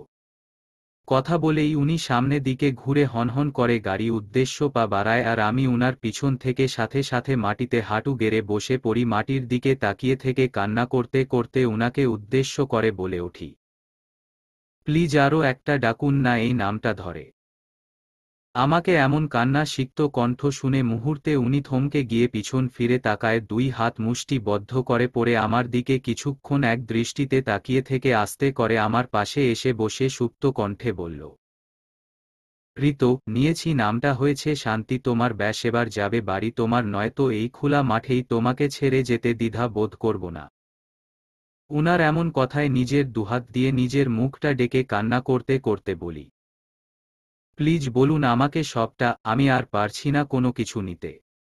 আমার এমন কথায় উনি কিছুক্ষণ স্তব্ধ মেরে বসে থেকে হঠাৎ রহস্য নিয়ে আমাকে উদ্দেশ্য করে বলে উঠে, যা সামনে থেকেও নজরে বাহিরে, যা নজরে থেকেও শুধু খেলাঘর, আর এই খেলাঘরেই তোমার আপন ঘর। উনার এমন দাদামূলক কথায় আমি মুহূর্তে চুপ করে নিজের মুখ থেকে হাতটা সরিয়ে উনার দিকে তাকিয়ে থেকে হতবাক হয়ে বলে উঠি, মানে? আমার এমন কথায় উনি আবারও স্বাভাবিক কণ্ঠে বলে উঠে, এটা তোমার জন্য, এখানে তোমার সব প্রশ্নের অজানা উত্তর লুকিয়ে আছে, এটা সুলভ করো, খুঁজো শুরু থেকে কোথায় কি ছুটে গেছে তোমার, আর কি রয়ে গেছে। উনার এমন ঘুরা পেঁচানো কথা আমি গুলিয়ে যাচ্ছি ভীষণ বাজে ভাবে। উনি আমাকে কি বুঝাতে চাইছেন কিছু বুঝতে পারছি না আমি, তাই উনাকে আবারও অনুরোধ করে বিনিময় সুরে বলে উঠি, কি বলছেন এসব? আমি কিছুই বুঝতে পারছি না, আমি কিভাবে কি করব? আমি কেন খুলে বলছেন না সবটা? বুঝতে পারবে তুমি সবটাই, অঙ্ক কষে বের করো। তবে আর একটা কথা বলি, যতদিন তোমার সব প্রশ্নর উত্তর না পাচ্ছ ততদিন তুমি শুধু কথা কিনো সবার কাছ থেকে, কারো কাছে নিজের কথাগুলো বিক্রি করো না, তাহলে বিপদে পড়তে পারো। এমনও হতে পারে তুমি সবটা হারাতে পারো, মানে তুমি যা চাচ্ছ তার থেকে আরও অনেক বেশি দূরে চলে যেতে পারো। তাই নিজের কাছেই সব কথাগুলো লুকিয়ে রাখতে হবে, কারো কাছে এই বিষয়গুলো শেয়ার করতে পারবে না। তাহলে আমি সবকিছু খুঁজে বের করব কি করে? স্বাভাবিক কণ্ঠে বলে উঠে, আমার বলা প্রতিটা কথা মধ্যে তোমার সব প্রশ্নের উত্তর আছে, এখন আর কিছুই বলতে বাধ্য নয়, চলো আমার সাথে, অনেকটা সময় হয়ে গেছে। কথাগুলো বলেই উনি গাড়ি কাছে গিয়ে গাড়ির একটা দরজা খোলার সাথে সাথে আমি পিছন থেকে দাঁড়িয়ে চোখ মুছতে মুছতে বলে উঠি, আপনি বাধ্য না হলেও আমার যে রুদ্রের সাথে বিয়ে হতে যাচ্ছে সেটা মনে আছে আপনার? আমার এমন কথার পিষ্টে উনিও রহস্য নিয়ে বলে উঠে, তুমি যে কারো বউ সেটা মনে আছে তোমার? উনার এমন কথায় টলমলে চোখে করুণ কণ্ঠে বলে উঠি, আপনি আমাকে সবকিছু মধ্যে খুব বাজে ভাবে ফাঁসিয়ে দিয়েছেন, আমি আজ বড্ড অসহায় হয়ে পড়েছি। আমার কথায় উনি নিচে দিকে তাকিয়ে হালকা স্মিত হেসে আবারও আমার দিকে ঘাড় বাঁকা করে তাকিয়ে বলল, অল্পতেই অসহায় হয়ে গেলে ঋতো। কথাটা বলেই আমাকে আর কিছুই বলতে না দিয়ে চুপচাপ গাড়িতে উঠে বসে পড়ে আমাকে উদ্দেশ্য করে গাড়ি হর্ন বাজাতে থাকে লাগাতার। আমি উনার দিকে অসহায় দৃষ্টিতে তাকিয়ে থেকে ধীর পায়ে আস্তে করে চোখের পানি মুছতে মুছতে উনার পাশের সিটে উঠে বসি। আমার দিকে উনি এক পলক তাকিয়ে থেকে গাড়ি চালাতে শুরু করে। গাড়িটি আপন গতিতে চলতে থাকে আপন নিবাসের দিকে। আমার বাড়িটি নির্দিষ্ট থাকলেও পথটি হয়ে পড়েছে অনিশ্চিত, সাথে আমার চলার পথ হয়ে পড়েছে গন্তব্যহীন। উনার পথ চলার জন্য নির্দিষ্ট গন্তব্য থাকলেও আমি হয়ে পড়েছি পথ হারা পথিকের মতো। কি করব, কোথায় যাব, কার কাছে হেল্প চাইব কিছুই বুঝতে পারছি না। নিজের বড্ড উন্মাদ পাগল পাগল লাগছে। হৃদ খান আমাকে অনেকটাই অগোছালো করে দিয়েছে, জানা নেই কবে আবার স্বাভাবিক হয় আমার জীবনে। আমার এমন সব চিন্তা ভাবনায় মাঝে হঠাৎ করেই গাড়িটি থেমে যায় আমার বাড়ির সামনে। গাড়িটি থামতে দেখে চমকে উঠে উনার দিকে তাকায় আমি। আমাকে উনার দিকে তাকাতে দেখে আস্তে করে বলে ওঠে, নামো। উনার এমন কথায় সাথে সাথে আমিও কোনো রকম কথা না বলে চুপচাপ গাড়ি থেকে নেমে যায়। আমি গাড়ি থেকে নামার সাথে সাথে উনি একটা সেকেন্ডও আর এখানে দাঁড়ায়নি, দ্রুত গাড়িটি চালিয়ে সামনের দিকে চলে যায়। এতটা দ্রুত যায় যেন উনি কিছু লুকানোর চেষ্টা করছে, হয়তো আমার সাথে আরও কিছুক্ষণ থাকলে সেটা ধরা পড়ে যেত, তাই দ্রুত আমার সামনের থেকে চলে যায়। এছাড়া আমি গাড়িতে থাকা কালীনও একটা কথাও বলেনি, আমার সাথে চুপ করেই ছিল সারাটা রাস্তা। আমি এমন সব চিন্তা ভাবনায় করতে করতে গেটের ধরে বাড়ির ভিতর ঢুকতে চোখে পড়ল আমার আম্মু আর ভাবি বাগানের মধ্যে কিছু একটা করছে। আমি তাদের পিছনে থাকার কারণে আমাকে দেখতে পাইনি বাড়িতে ঢুকতে, তাই আমিও তাদের কিছু না বলে চুপচাপ বাসার ভিতর ঢুকে নিজের রুমে চলে যায়। নিজেকে বড্ড মাতাল মাতাল লাগছে, আগে ফেস হতে হবে, নয়তো আম্মু কাছে ধরা পড়ে যাবার সম্ভাবনায় বেশি। এই মুহূর্তে বন্ধু মহল নিয়ে বসে আছি আমি হৃদ খানের বাড়ির ড্রয়িং রুমে। আমার সাথে রয়েছে আমার পঞ্চ বান্ধবীরা আর হৃদ খানের সুইট দাদিজান। আমি এখানে এসেছি বিঘাত 1 ঘন্টা পারো হয়ে গেছে। খান বাড়িতে এই মুহূর্তে কেউ নেই, না আছে হৃদ খান আর না অন্য কেউ। রুদ্র ও জানে না আমি আজ খান বাড়িতে আসবো সেটা, আর সেই সুযোগটা কাজে লাগিয়ে হঠাৎ করেই চলে আসি খান বাড়িতে। দাদিকে দেখতে চাই এটার বাহানা করে। আমি মূলত দাদির সাথে দেখা করতে এসেছি এমন কিছুই নয়, আসলে ওই দিন যখন হৃদ খান আমাকে কিছু না বলে আমার বাড়িতে রেখে এসেছিল, তারপর থেকে আমি রোজ হৃদ খানের বলা প্রতিটা কথা ভেবেছি গভীরভাবে, কিন্তু তারপরও আমি কোনো রকম উত্তর খুঁজে পাইনি উনার বলা প্রতিটি কথা ওপর। কিন্তু তারপরও আমাকে তো ওই গুপ্ত রুমে অজানা রহস্যের উন্মোচন করতেই হবে যে করেই হোক, কিন্তু কোথায় থেকে শুরু করব সেইটা ভেবে পাচ্ছি না। পরিবারের কারো কাছ থেকে হ্যাপ চাইতে পারবো না, তাহলে আমার অজানা রহস্য কথাগুলো অজানাই থেকে যাবে নাকি, এটা বলে আমাকে হৃদ খান সাবধান করেছেন। কি করব কিছু ভেবে পাচ্ছিলাম না আমি, শুধু নিজের মাথাটা খালি খালি লাগছিল ভীষণভাবে। সাথে এত মানুষের ভিড়েও নিজেকে একা একা মনে হচ্ছিল। আমার এত হতাশপূর্ণতা মাঝে হঠাৎ করে আমার মাথায় আসে যে আমি যখন হৃদ খানের গুপ্ত রুমে ছিলাম তখন একটা নীল ডায়েরি দেখেছিলাম আমি ওইসব জিনিসপত্রের সাথে। আর নীল ডায়েরি কথাটা আমার মাথায় আসতেই আমি চমকে উঠে ভাবতে লাগি ওই নীল ডায়েরিটা কথা। কারণ ওই নীল ডায়েরিটাই হয়তো আমাকে কোনো না কোনো ভাবে সাহায্য করতে পারে হৃদ খানের গুপ্ত রুমে রহস্য উন্মোচন করতে। কথাটি ভেবে নিয়ে নিজের চোখ মুছে দ্রুততার সঙ্গে উঠে পড়ে উদ্দেশ্য হৃদ খানের বাসায় গিয়ে ওই নীল ডায়েরিটা নিয়ে আসব। এই কথাটা ভেবেই খুশি হয়ে সামনে দিকে নিজের এক পা বাড়াতেই হঠাৎ করে আপনা আপনি আমার চলন্ত পা থেমে যায়। কারণ আমি হৃদ খানের বাসায় গিয়ে কি বলো যে কি জন্য এসেছি, আর হৃদ খান উনি কি দিবে আমাকে উনার গুপ্ত রুমে ঢুকতে? না, কখনোই দিবে না, উল্টো আমাকে উনার দরজার সামনে উল্টো ঘুরিয়ে বেঁধে রাখবে ঝুলন্ত অবস্থায়।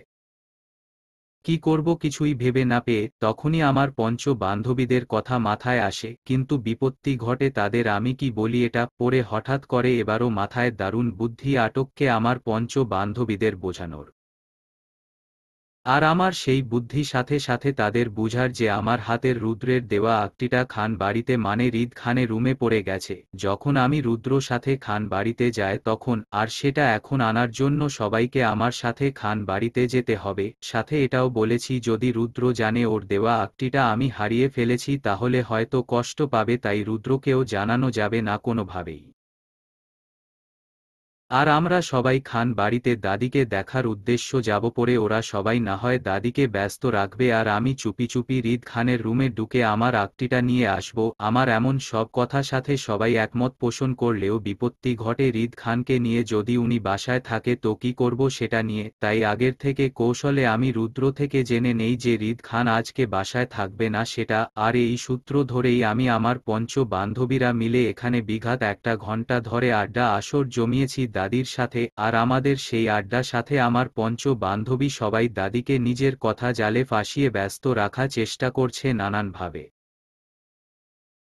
আমার পঞ্চ বান্ধবীরা দাদিকে নিজের কথা জালে ফাঁসিয়ে রাখার মধ্যে দিয়েই আমি চুপিসারে উঠে চলে আসি হৃদ খানের রুমে, আর সেখান থেকে দ্রুততার সঙ্গে চলে যায় উনার গুপ্ত রুমে ঢুকে সবকিছু ছুঁয়ে ছুঁয়ে দেখছি আমার কেমন জানি সবকিছু ধোঁয়াশা ধোঁয়াশা লাগছে আমার কাছে। আমি গুপ্ত রুমের প্রত্যেকটা জিনিস হাতে ছুঁয়ে ছুঁয়ে আর আমার চোখ থেকে কেন জানি আপনা আপনি টপ টপ করে অঝোর ধারা পানি পড়ছে। মনে হচ্ছে এই গুপ্ত রুমে অজানা রহস্যের সাথে সাথে অজানা কষ্টগুলো বেড়ে আসছে আমার জন্য, যেটা আমি হয়তো সহ্য করতে পারছি না। কিন্তু এসব দেখার পর আমার হচ্ছে হৃদ খান যেটা আমাকে দেখাতে চাইছেন সেটা হয়তো না, উনি মধ্যে আরও অনেক বেশি কিছু রয়েছে উনার মাঝে। টলমলে চোখে চারপাশটা পর্যবেক্ষণ করছিলাম তখনই হঠাৎ করে চোখ যায় সেই নীল ডায়েরিটা ওপর, যেটা জন্য আমি এখানে এসেছি। ডায়েরিটা হাতে নিয়ে নিজের চোখে মুছে চুপিসারে উনার গুপ্ত রুম থেকে বের হয়ে যায়, কারণ হৃদ খান যদি কোনো কারণে নিজের রুমে চলে আসে এই মুহূর্তে তো আমি শেষ, উনি আমাকে আবারও আঘাত করতে দ্বিতীয়বার ভাববে না। তাই নিজের এমন সব চিন্তা ভাবনায় মাঝে ডায়েরিটা আমার জামার ভিতরে কোমরের মধ্যে গুজিয়ে দ্রুততার সঙ্গে নিজেকে ঠিক করে বের হয়ে যায় উনার গুপ্ত রুম থেকে। নিচে এসে পঞ্চ বান্ধবীদের ইশারা করে বুঝায় যে আমি আমার হারানো আকটিটি খুঁজে পেয়েছি। পরে আমার সবাই মিলে আরও কতক্ষণ দাদির সাথে আড্ডা মেতে থাকলেও আমার মনটা ছিল বরাবরই মতো চঞ্চল, কারণ ডায়েরিতে কি আছে সেটা দেখার জন্য আমি আমার এই চঞ্চল মন নিয়ে আরও কতক্ষণ দাদির সাথে বসে থেকে পরে নিজ নিজ গন্তব্যে ফিরে যায়।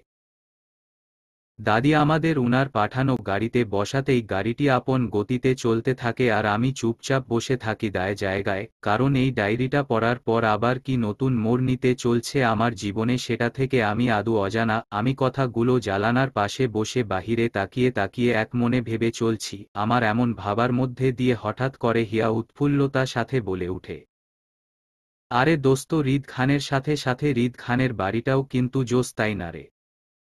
হিয়ার এমন কথায় সহমত পোষণ করে রুহির বলে, হুমম অনেক জোস, বান্দার দম আছে বলতে হবে, কিন্তু হৃদ খান বদমেজাজি টাইপের রের ব্যাটার, কপালে কোনো বউ জুটবে না এটা আমি শিওর, যদিও জুটত তাহলে সেটা শিওর আমিই হতাম।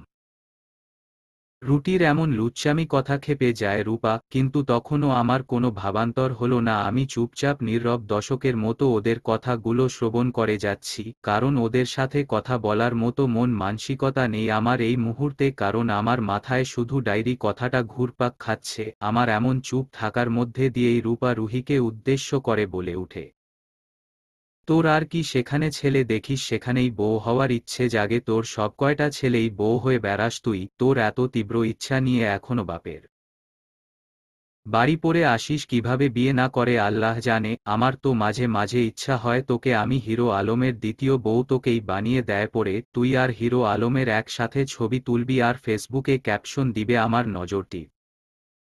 রূপার এমন কথায় রুহি নাক মুখ ছিটকে বলে উঠে, ছি তুই এত খারাপ।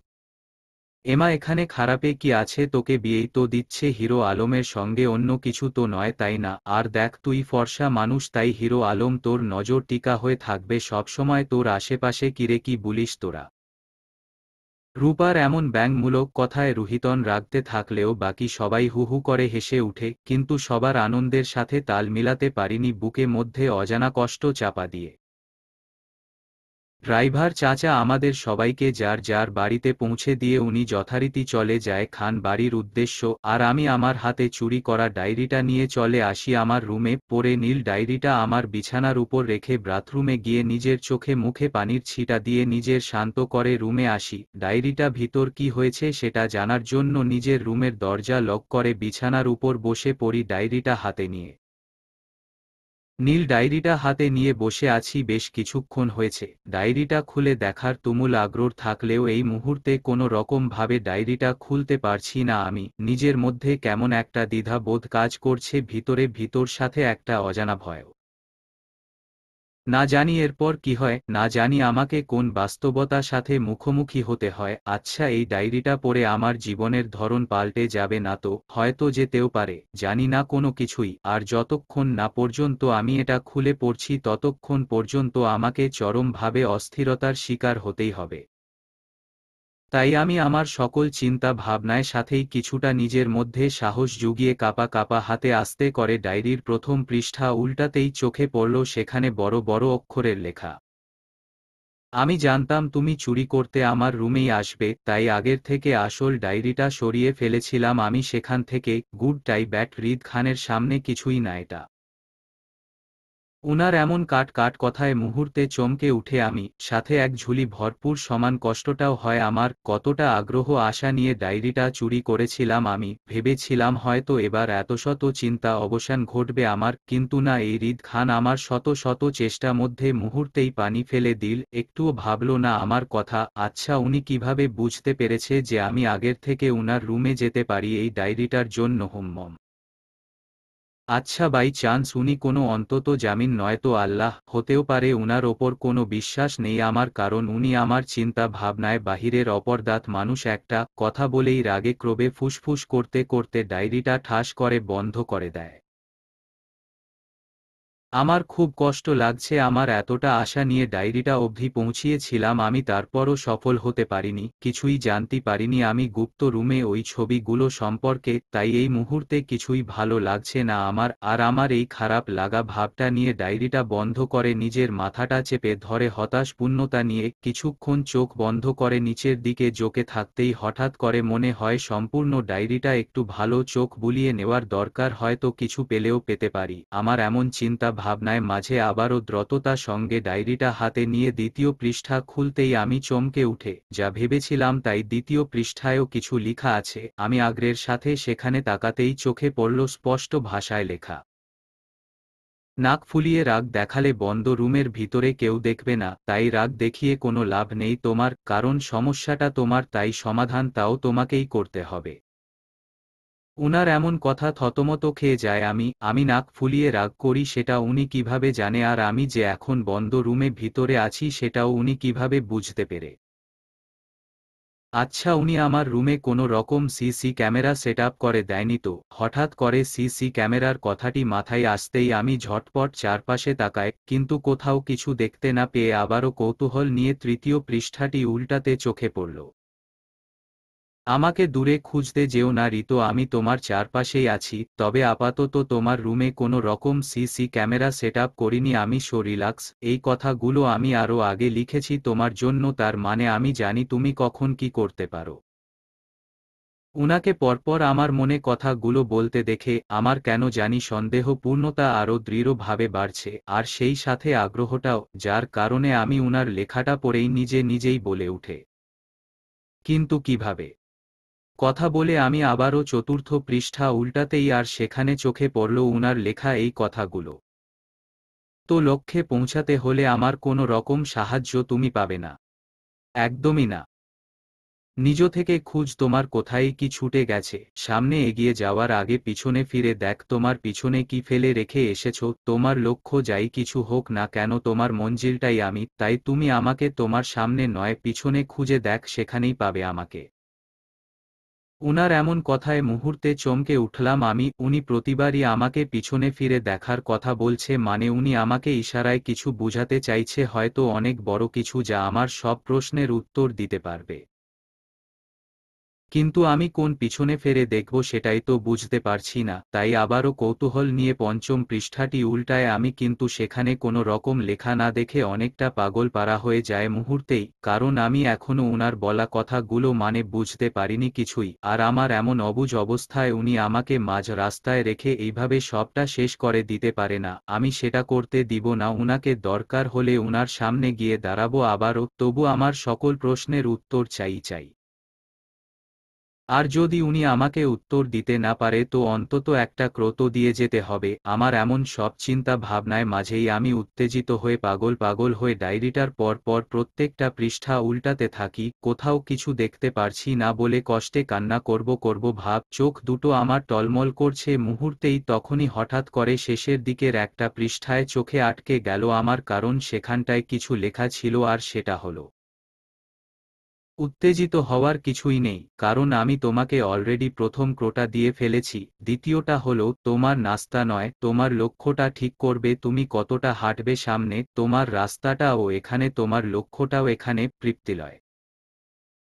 তৃপ্তিলয় নামটা কেমন একটা চেনা চেনা লাগছে, মনে হচ্ছে কোথাও শুনেছি নামটা আমি, কিন্তু কোথায়। আমি মনে করা চেষ্টা করতে করতে সম্পূর্ণ ডায়েরিটা ভালো করে একটু দেখে নেই, কারণ হৃদ খান আর কোথাও কোনো কিছু লেখেনি, তার মানে আমাকে উনার এমন পঞ্চম বাক্যের মাঝে রহস্য উন্মোচন করতে হবে।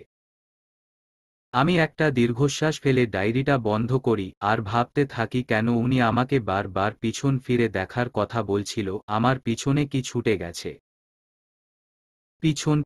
পিছন, নিজের দুহাতে মাথা চেপে ধরে বসে ভাবতে থাকি কোন পিছনের কথা বলছিল সে। বেশ কিছুক্ষণ মন্ত হয়ে বসে থাকার পর হঠাৎ লাফিয়ে উঠি এই চিন্তা ভাবনায় সাথে যে, হ্যাঁ আমি পেরেছি, উনি আমাকে বারবার অতীতে ফিরে দেখার কথা বলছিল।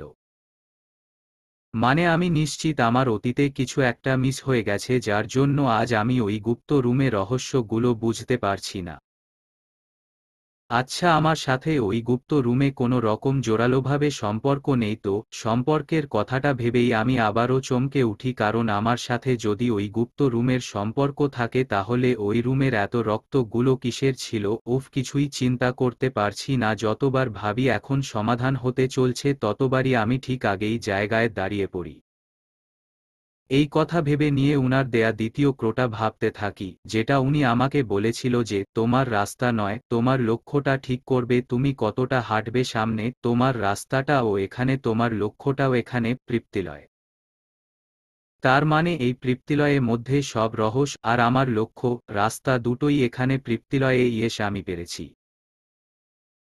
কিন্তু এই তৃপ্তিলয় নাম কার কাছে শুনেছি আমি? উফ, তৃপ্তিলয় হয়তো কোনো জায়গায় নাম, নয়তো কোনো বস্তু নাম হতে পারে, দুইটা থেকে একটা। আর এই তৃপ্তিলয়ে আমার সকল প্রশ্নের উত্তর রয়েছে, কারণ উনি নিজেই বলেছে, আমার রাস্তাটাও এখানে, আমার লক্ষ্যটাও এখানে। তৃপ্তিলয়, তার মানে আমার এই নামের মধ্যে কোনো রহস্য রয়েছে যেটা আমাকে খুঁজে বের করতে হবে, কিন্তু কিভাবে? আর কার কাছে শুনেছিলাম এই নামটা আমি? কার কাছে?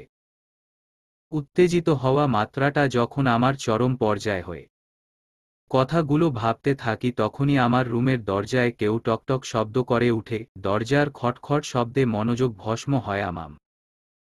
আমি কপাল কুঁচকে বিরক্তি নিয়ে দরজা খুলতেই চোখ পড়ল জরিনাকে, কাজের মেয়ে, চা হাতে নিয়ে দাঁড়িয়ে আছে আমার রুমের দরজার সামনে। আমি জরিনা দিকে বিরক্তি নিয়ে তাকাতেই জরিনা তার ৩২ পাঠি দাঁত বের করে হেসে চা নিয়ে হেলেদোলে আমার রুমের ভিতর প্রবেশ করে। আর জরিনাকে এমন হেলতে দুলতে দেখে আমার বিরক্তিটা যে আর এক ধাপ বেশি বেড়ে যায়। এখন এমনিতেই প্রচুর টেনশনে আছি আমি, অন্য সময় হলে হয়তো আমিও জরিনার সাথে সহমত পোষণ করতাম, কিন্তু এই মুহূর্তে আমার নিজের মাথায় পাগল হয়ে আছে, আর অন্য কিভাবে উৎসাহিত করব পাগলামি করতে। আর আমার এই পাগল টাইপ মাথা নিয়ে আর যায় হোক মজা তো আর করা যায় না। জরিনা হেলতে দুলতে চাটা আমার পড়ার টেবিলে রাখতে রাখতে বলে উঠে, আপাম নিয়েই নেন আন্নের চা। জরিনার কথায় কোনো রকম উত্তর না দিয়ে নিজেকে শান্ত রেখে বলি, আপনি এখন যান তো খালা। আমার এমন কথায় কিছুটা হতাশ হয় জরিনা, হয়তো আরও কিছুক্ষণ আমার সাথে থাকতে চেয়েছিল, কিন্তু আমি চলে যেতে বলেছি বলে বিনিময় সুরে বলে উঠে, আচ্ছা। জরিনা কথাটা বলেই নিজের মতো করে আবারও চলে যেতে থাকে আমার রুম থেকে, আর আমি জরিনার আচ্ছা কথাটি শুনেই আবারও ভাবতে থাকি তৃপ্তিলয়ে কথা, চিন্তা ভাবনায় সাথে সাথে আস্তে আস্তে বিড়বিড়ও করতে থাকি তৃপ্তিলয় বলে বলে। আমার মুখে হঠাৎ করে তৃপ্তিলয় নামটা শুনে থেমে যায় জরিনা, পরে আমার দিকে তাকিয়ে থেকে স্বাভাবিক কণ্ঠে বলে উঠে, হহ আপা, আপনি পিতালয় দিয়া কি করবেন? জরিনার এমন কথাটা শুনেই আমি চমকে উঠে, তার মানে জরিনা জানে তৃপ্তিলয় কোথায় আছে, মানে তৃপ্তিলয় কি সেটা জরিনা জানে? জরিনার এমন কথাটা শুনেই আমি চমকে উঠে, তার মানে জরিনা জানে তৃপ্তিলয় কোথায় আছে, মানে তৃপ্তিলয় কি সেটা জরিনা জানে? আমি উত্তেজিত হয়ে জরিনা খালার সামনে দাঁড়িয়ে দ্রুততার সঙ্গে বলি, খালা আপনি জানেন তাহলে তৃপ্তিলয় কি সেটা, তাই না? আমাকে এতটা উত্তেজিত হয়ে কথাটা খালাকে বলতে দেখে মুহূর্তেই জরিনা কপাল কুঁচকে এলো, তিনি আমার দিকে সন্দেহ দৃষ্টিতে তাকিয়ে থেকে বলে, হহ আপামনি জানি, কেন আপনি জানেন না পিতালয় কি হেইটা? বাড়ির বেগ জানে এইটা কি আপনি কেন জানেন না? জরিনার সন্দেহ দৃষ্টি দেখে মুহূর্তেই আমি চুপ করে যায়, কারণ আমি তৃপ্তিল কি সেটাই জানি না, আর এই বিষয়টা যদি আমি জরিনাকে খুলে বলি তাহলে খালা গিয়ে বাড়ির সবাইকে জানিয়ে দিবে। আর খালার জানানোর সাথে সাথে আমি আমার কাজে সফল হতে পারবো না কোনো কালেই, যেটা আমি কোন দিন চাই না। তাই আমি আমার উদ্দেশ্য লক্ষ্য পূর্ণের জন্য খালা দিকে তাকিয়ে জোরপূর্বক একটা মিষ্টি হাসি দিয়ে নিজের উক্তির থেকে বানিয়ে বানিয়ে মিথ্যা বলে উঠি, কে বলল আমি জানি না তৃপ্তিলয় কি সেটা? আমি অবশ্যই জানি, কিন্তু এখন খালা হয়েছে কি আমার না একটু তৃপ্তিলয় দেখতে মন চাচ্ছে, সাথে একটু কাজও ছিল তৃপ্তিলয়ে, তাই আর কি। কি কন আপামনি আফনে এখন পিতালয় দেখবেন? হেইটা তো সম্ভব না, কারণ আম্মুজান আমারে না বাড়ির বেগরেস বাইরে মানা করছে পিতালয়ে কাছেও না যাইতে। আর আপনারে তো আরও আগে যাইতে মানা করছে পিতালয়ে কাছে হহ। জরিনার খালার এমন কথায় শিওর হলাম যে তৃপ্তিলয় কোনো জায়গার নাম নয়, এটা কোনো বস্তু নাম হতে পারে, সাথে তৃপ্তিলয় নামক বস্তুটা এই মুহূর্তে আমাদের আছে। আর সেটা কাছে আমাকে না যেতে বিশেষভাবে না করেছে আমার আম্মু। আর আমাকে সেটাই খুঁজে বের করতে হবে যে কেন না করেছে, কি এমন আছে ওইটাতে। তাই আমি জানার তাগিদ নিয়ে জরিনা খালাকে নিজের কথা জালে ফাঁসাতে বলি, তুমি তো খালা আম্মু চিনো আমাকে সবকিছুর জন্য না না না, আর শুধু না ই করে থাকে, মায়া এটা করবি না, মায়া ওটা ধরবি না, মায়া ওখানে যাস না, মায়া এটা করিস না, মায়া মায়া মায়া, উফ উফ। এতটা চাপ কি নেওয়া যায় বলো? আমার জন্য আমার আম্মু বিশাল একটা রুলস বেঁধে রেখেছে, সেটা তুমি ভালো করেই জানো তাই না? তুমি বলো এখন কি আর আমাদের আম্মু বারণ শোনার মতো সময় আছে নাকি? আমার এমন কথায় জরিনা খালা অবুঝের মতো করে তালপাক বানিয়ে চিন্তা সুরে বলে উঠে, কেন আপামনি সময় নেই বুঝি? জরিনা খালাকে অবুঝের মতো প্রশ্ন করতে দেখে মুহূর্তে আমি থমথমে খেয়ে যায়, পরে কথাটা ঘুরিয়ে বলি, আছে তো থাকবে না কেন সময়? আসলে আমি বলতে চাইছি যে আমি এখন বড় হয়ে গেছি না, আর কয়েকদিন পর তো আমার বিয়ে হবে রুদ্রের সাথে। তাই বলছি এখন আর আমার আম্মুর বারণ শোনার মতো আগের সময়টা নেই, আমি আর কয়েকদিন পর রুদ্রের বাসায় চলে যাব, আর এখন যদি তুমি আমাকে ওই তৃপ্তিলয়টা এনে না দাও তো আমি আর তোমার সাথে কথা বলবো না। অভিমান সুরে। আচ্ছা।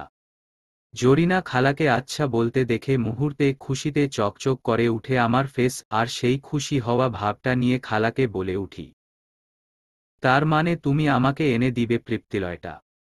আমার কথাটা শেষ করার সাথে সাথে খালা বলে উঠে, না আপামনি, আমি অন্যটা বুঝাইছি আপনারে, আফনে আমার লগে আর কথা কইয়েন না হেইটা। তুমি আমাকে এখনই পর করে দিচ্ছ খালা, তোমরা সব কয়টাই স্বার্থপর, কেউ আপন না আমার। তাই আমি ঠিক করেছি আমি আর কখনোই এই স্বার্থপরদের বাড়িতে আসব না হুহোহো ইমোশনাল হওয়া ভাব নিয়ে। কেন আপামনি আফনে কই যাইবেন কপাল কুচকে? অনেক কক দূরে ইমোশনাল হয়ে? তাইলে কি আমি আপনার লাগি খাবার বানাইয়া রাখমো লগে নিয়া যাওয়ার লাগি? জরিনার এমন উল্টো পাল্টা কথা শুনে মুহূর্তে রাগটা বাড়ছে আমার, কিন্তু এই মুহূর্তে খালা রাগ দেখালে আমি কখনোই তৃপ্তিলয় পর্যন্ত পৌঁছাতে পারবো না, কারণ একমাত্র খালাই আমার লাস্ট ভরসা ওই তৃপ্তিলয় পর্যন্ত পৌঁছানোর। তাই খালাকে ইমোশনাল ভাবে আরও দুর্বল করার জন্য খালা সামনে শব্দ করে ন্যাকা কান্না জোরে দেয়, করে। আমার এমন কান্নায় মুহূর্তে জরিনার খালার মনটা নরম হয়ে আসে, আর এই নরম হওয়া মন নিয়ে আমাকে সান্ত্বনা করার জন্য নিজের এক হাতে আমাকে জড়িয়ে নিয়ে আমার পিঠের ওপর নিজের অন্য হাত বুলাতে বুলাতে দ্রুত বলে উঠে, কানদে না আপামনি, আমি আপনার জন্য চুরি করে পিতালয়টা আইন না দিতাছি, আপনি এখানে থাইকেন। খালা এমন কথা মুহূর্তে আমার ন্যাকা কান্না বন্ধ করে দিয়ে খুশিতে লাফিয়ে উঠে জরিনা খালা ধরে বলে উঠে, সত্যি খালা এনে দিবা, কিন্তু আম্মু যাতে না জানে এটা সম্পর্কে। আইচ্ছা কেউ জানব না, আমি লইয়া আইতাছি পিতালয়টা চুরি করে এখনই। কথাগুলো বলেই জরিনা খালা দ্রুতত আমার রুমে থেকে বের হয়ে যায় পিতলয়টা নিয়ে আসতে। আর খালা বের হতেই আমি একটা দীর্ঘশ্বাস ফেলে বিছানা ওপর পা ঝুলিয়ে বসে পড়ি, অধীর আগ্রহের সাথে পিতলয় সেটা কি দেখার জন্য দরজার দিকে তাকিয়ে থেকে।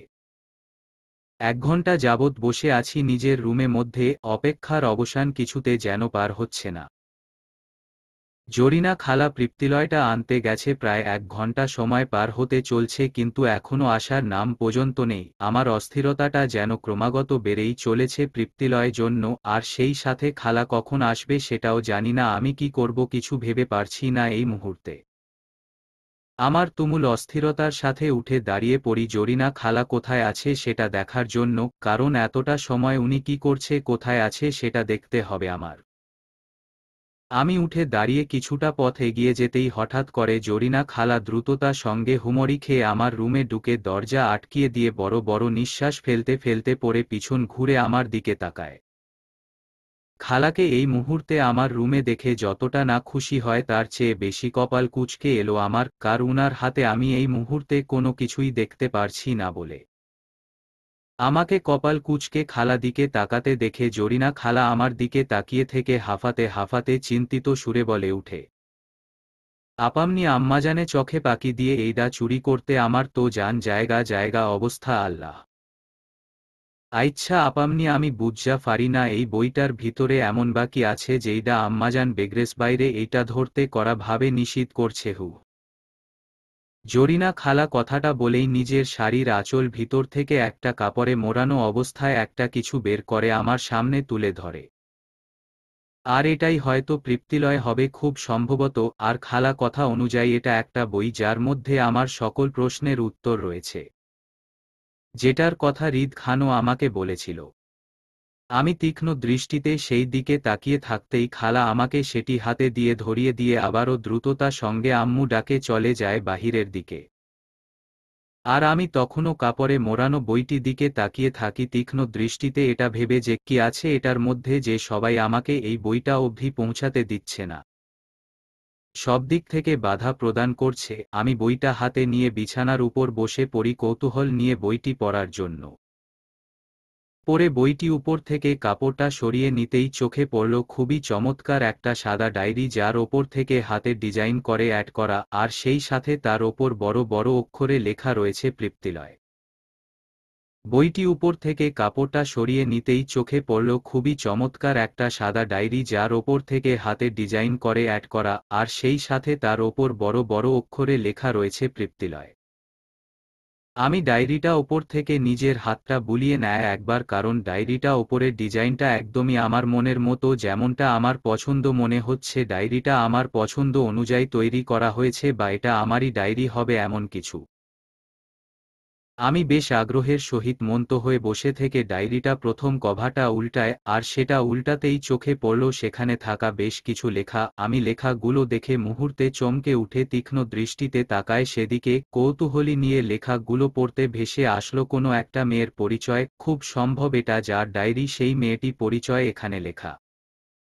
আমি নড়েচড়ে বসি আরও মনোযোগের সহিত গোল গোল চোখ করে তাকায়, কারণ আজ যা কিছু হয়ে যাক না কেন আজকে সম্পূর্ণ ডায়েরিটা শেষ করেই উঠব এখান থেকে, নয়তো তার আগে নয়।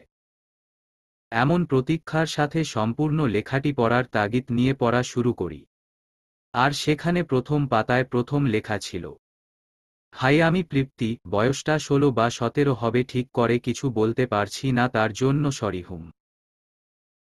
আসলে আমার মা বাবা নেই তো, তাই ঠিক করে নিজের বয়সটা বলতে পারছি না। ওহ, বাবা মা সম্পর্কে তো বলতে ভুলে গেছি, আমার পরিবার বলতে কেউ নেই, আমি একা, বাবা মা, ভাই বোন, দাদা দাদি, আত্মীয় স্বজনরা কেউ নেই আমার, আমি একজন এতিম মেয়ের। আমি সিলেটোর একটা এতিমখানায় থাকি, সেটার নাম হচ্ছে তিয়ামতি এতিমখানা ও আশ্রয়কেন্দ্র, আর এটাই হচ্ছে মূলত আমার আসল বাসস্থান। দেখতে মোটামুটি ঠিকঠাকই আছি সবার মতো করে। এতটুকু লেখায় ছিল তৃপ্তি মেয়েটির পরিচয়পত্র। আমি তৃপ্তি মেয়েটির পরিচয়টা পড়েই মনের মধ্যে আরও কৌতূহল জেগে ওঠে। তাই সেই তাগিদে নিয়ে আমি ডায়েরিটা দ্বিতীয় পৃষ্ঠাটি উল্টাতেই চোখ পড়ল তৃপ্তি লেখা আরও বেশ কিছু কথা, যেমনটা হলো, আমি একজন এতিমখানার বাসিন্দা। আর আমি এই এতিমখানায় কতদিন যাবৎ আছি সেটা আমি নিজেও বলতে পারছি না। কারণ আমার ছোট থেকে বড় হওয়া অবধি সময়টা আমার কিছুই মনে নেই, গত 1 বছরের কথাগুলো ছাড়া পুরনো দিনের কোনো কথা মনে নেই আমার। এর আগে আমার লাইফে কি হয়েছে সেটা থেকে আমি আজও অবগত। কারণ গোটেক বছর আগে আমার একটা ভয়ানক রোড অ্যাক্সিডেন্ট হওয়ায় তারপর থেকেই আগের কথাগুলো কিছুতেই কিছু মনে নেই আমার। জ্ঞান ফেরার পর প্রথম প্রথম কাউকেই চিনতে পারছিলাম না আমি। পরে এখানকার সবাই বলল যে আমি নাকি ছোট থেকেই এখানে থাকছি। প্রথমে তাদের কথাগুলো আমার মেনে নিতে সমস্যা হলেও পরে ঠিকই মেনে নেই, কারণ কেউ কখনোই আমার পরিবার থেকে আমাকে দেখতে আসেনি এই এতিমখানায়, তখন থেকেই মেনে নেই যে আমি একজন এতিম মেয়ে। ডায়েরি লেখার তেমন একটা শখ কখনোই ছিল না আমার। হঠাৎ করেই ইচ্ছা হলো ডায়েরিটা লিখতে, তারও কারণটা সিম্পল, আমি আগের কথাগুলো বারবার ভুলে যায় বলে মনে রাখার জন্য এই ডায়েরিটাতে লিখে রাখি, যাতে পরে আমি মনে করে নিতে পারি খুব সহজেই। আর সাদা রংটা আমার পছন্দের, তাই ডায়েরিটাও আমি সাদা রঙের রেখেছি, আঁকতে ভালো লাগে আমার, তাই ডায়েরি ওপরেরও কিছু মনের মতো ডিজাইন করে নিলাম পছন্দ অনুযায়ী।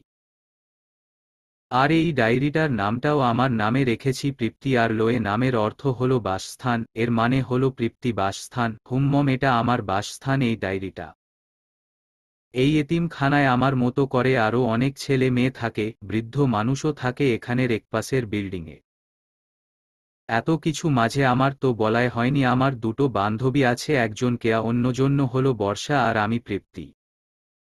আমাদের এই 3 কন্যার বন্ধুত্ব হলো চড়ুই পাখির ঝাঁকদের মতো, খুবই চঞ্চল আর দলবদ্ধ গোষ্ঠী। যেখানে যায় সেখানটার গরম হয়ে যায় মুহূর্তেই, আমাদের জন্য পুরো এতিমখানায় খুশিতে আনন্দিত হয়ে থাকে। আশা এতিমখানার প্রতিষ্ঠাতা একজন খ্রিস্টান ধর্মের থেকে, কিন্তু তিনি খুবই স্বচ্ছ মনে মানুষ তিনি। কারণ তিনি সকল ধর্মের মানুষকে এখানে আশ্রয় দিয়েছেন, কোনো রকম ভেদাভেদ করেনি কখনো। আর উনার নাম হচ্ছে ঝাংজেক ও ওয়াইফ অফ নাকিয়াং, আর আমার মূলত উনাকে ফাদার মাদার বলেই সম্বোধন করে থাকি। ফাদার ব্যবসায়িক কাজে বেশিরভাগ সময়টাই বাহিরেই থাকে, কিন্তু মাদার সবসময় আমাদের সাথেই থাকার চেষ্টা করে। মাদার আমাকে সবার থেকে সবচেয়ে বেশি ভালোবাসে, আর তার কারণটা হলো আমি নাকি উনার মৃত্যু মেয়ের মতো দেখতে, তাই আমার মধ্যে উনি উনার মেয়েকে খুঁজে পান, আর তার জন্যই মাদার সবসময় আমাকে উনার সাথে সাথে রাখে, এমনকি রাতেও আমাকে মাদারের সাথে ঘুমাতে হয়। ফাদার দেশে আসলে তখন আমি আমার বান্ধবীদের সাথে ঘুমাতে হয়। এতে করে আমার বা অন্য কারো কোনো রকম মতভেদ নেই, সবকিছু ঠিকঠাকই চলছে লাইফে। তবে মাঝে মাঝে একটু কষ্ট লাগে যখন কারো কাছ থেকে এতিম বলে কিছু শুনতে হয়। তখন নিজেকে খুব একা একা লাগে। আসলে এতিমকে এতিম বলতে নেই নাকি যার কেউ নেই, তার নাকি আল্লাহ আছে। আমারও আমার আল্লাহ আছে, তিনি সবসময় আমার খেয়াল রাখেন সবকিছুতেই।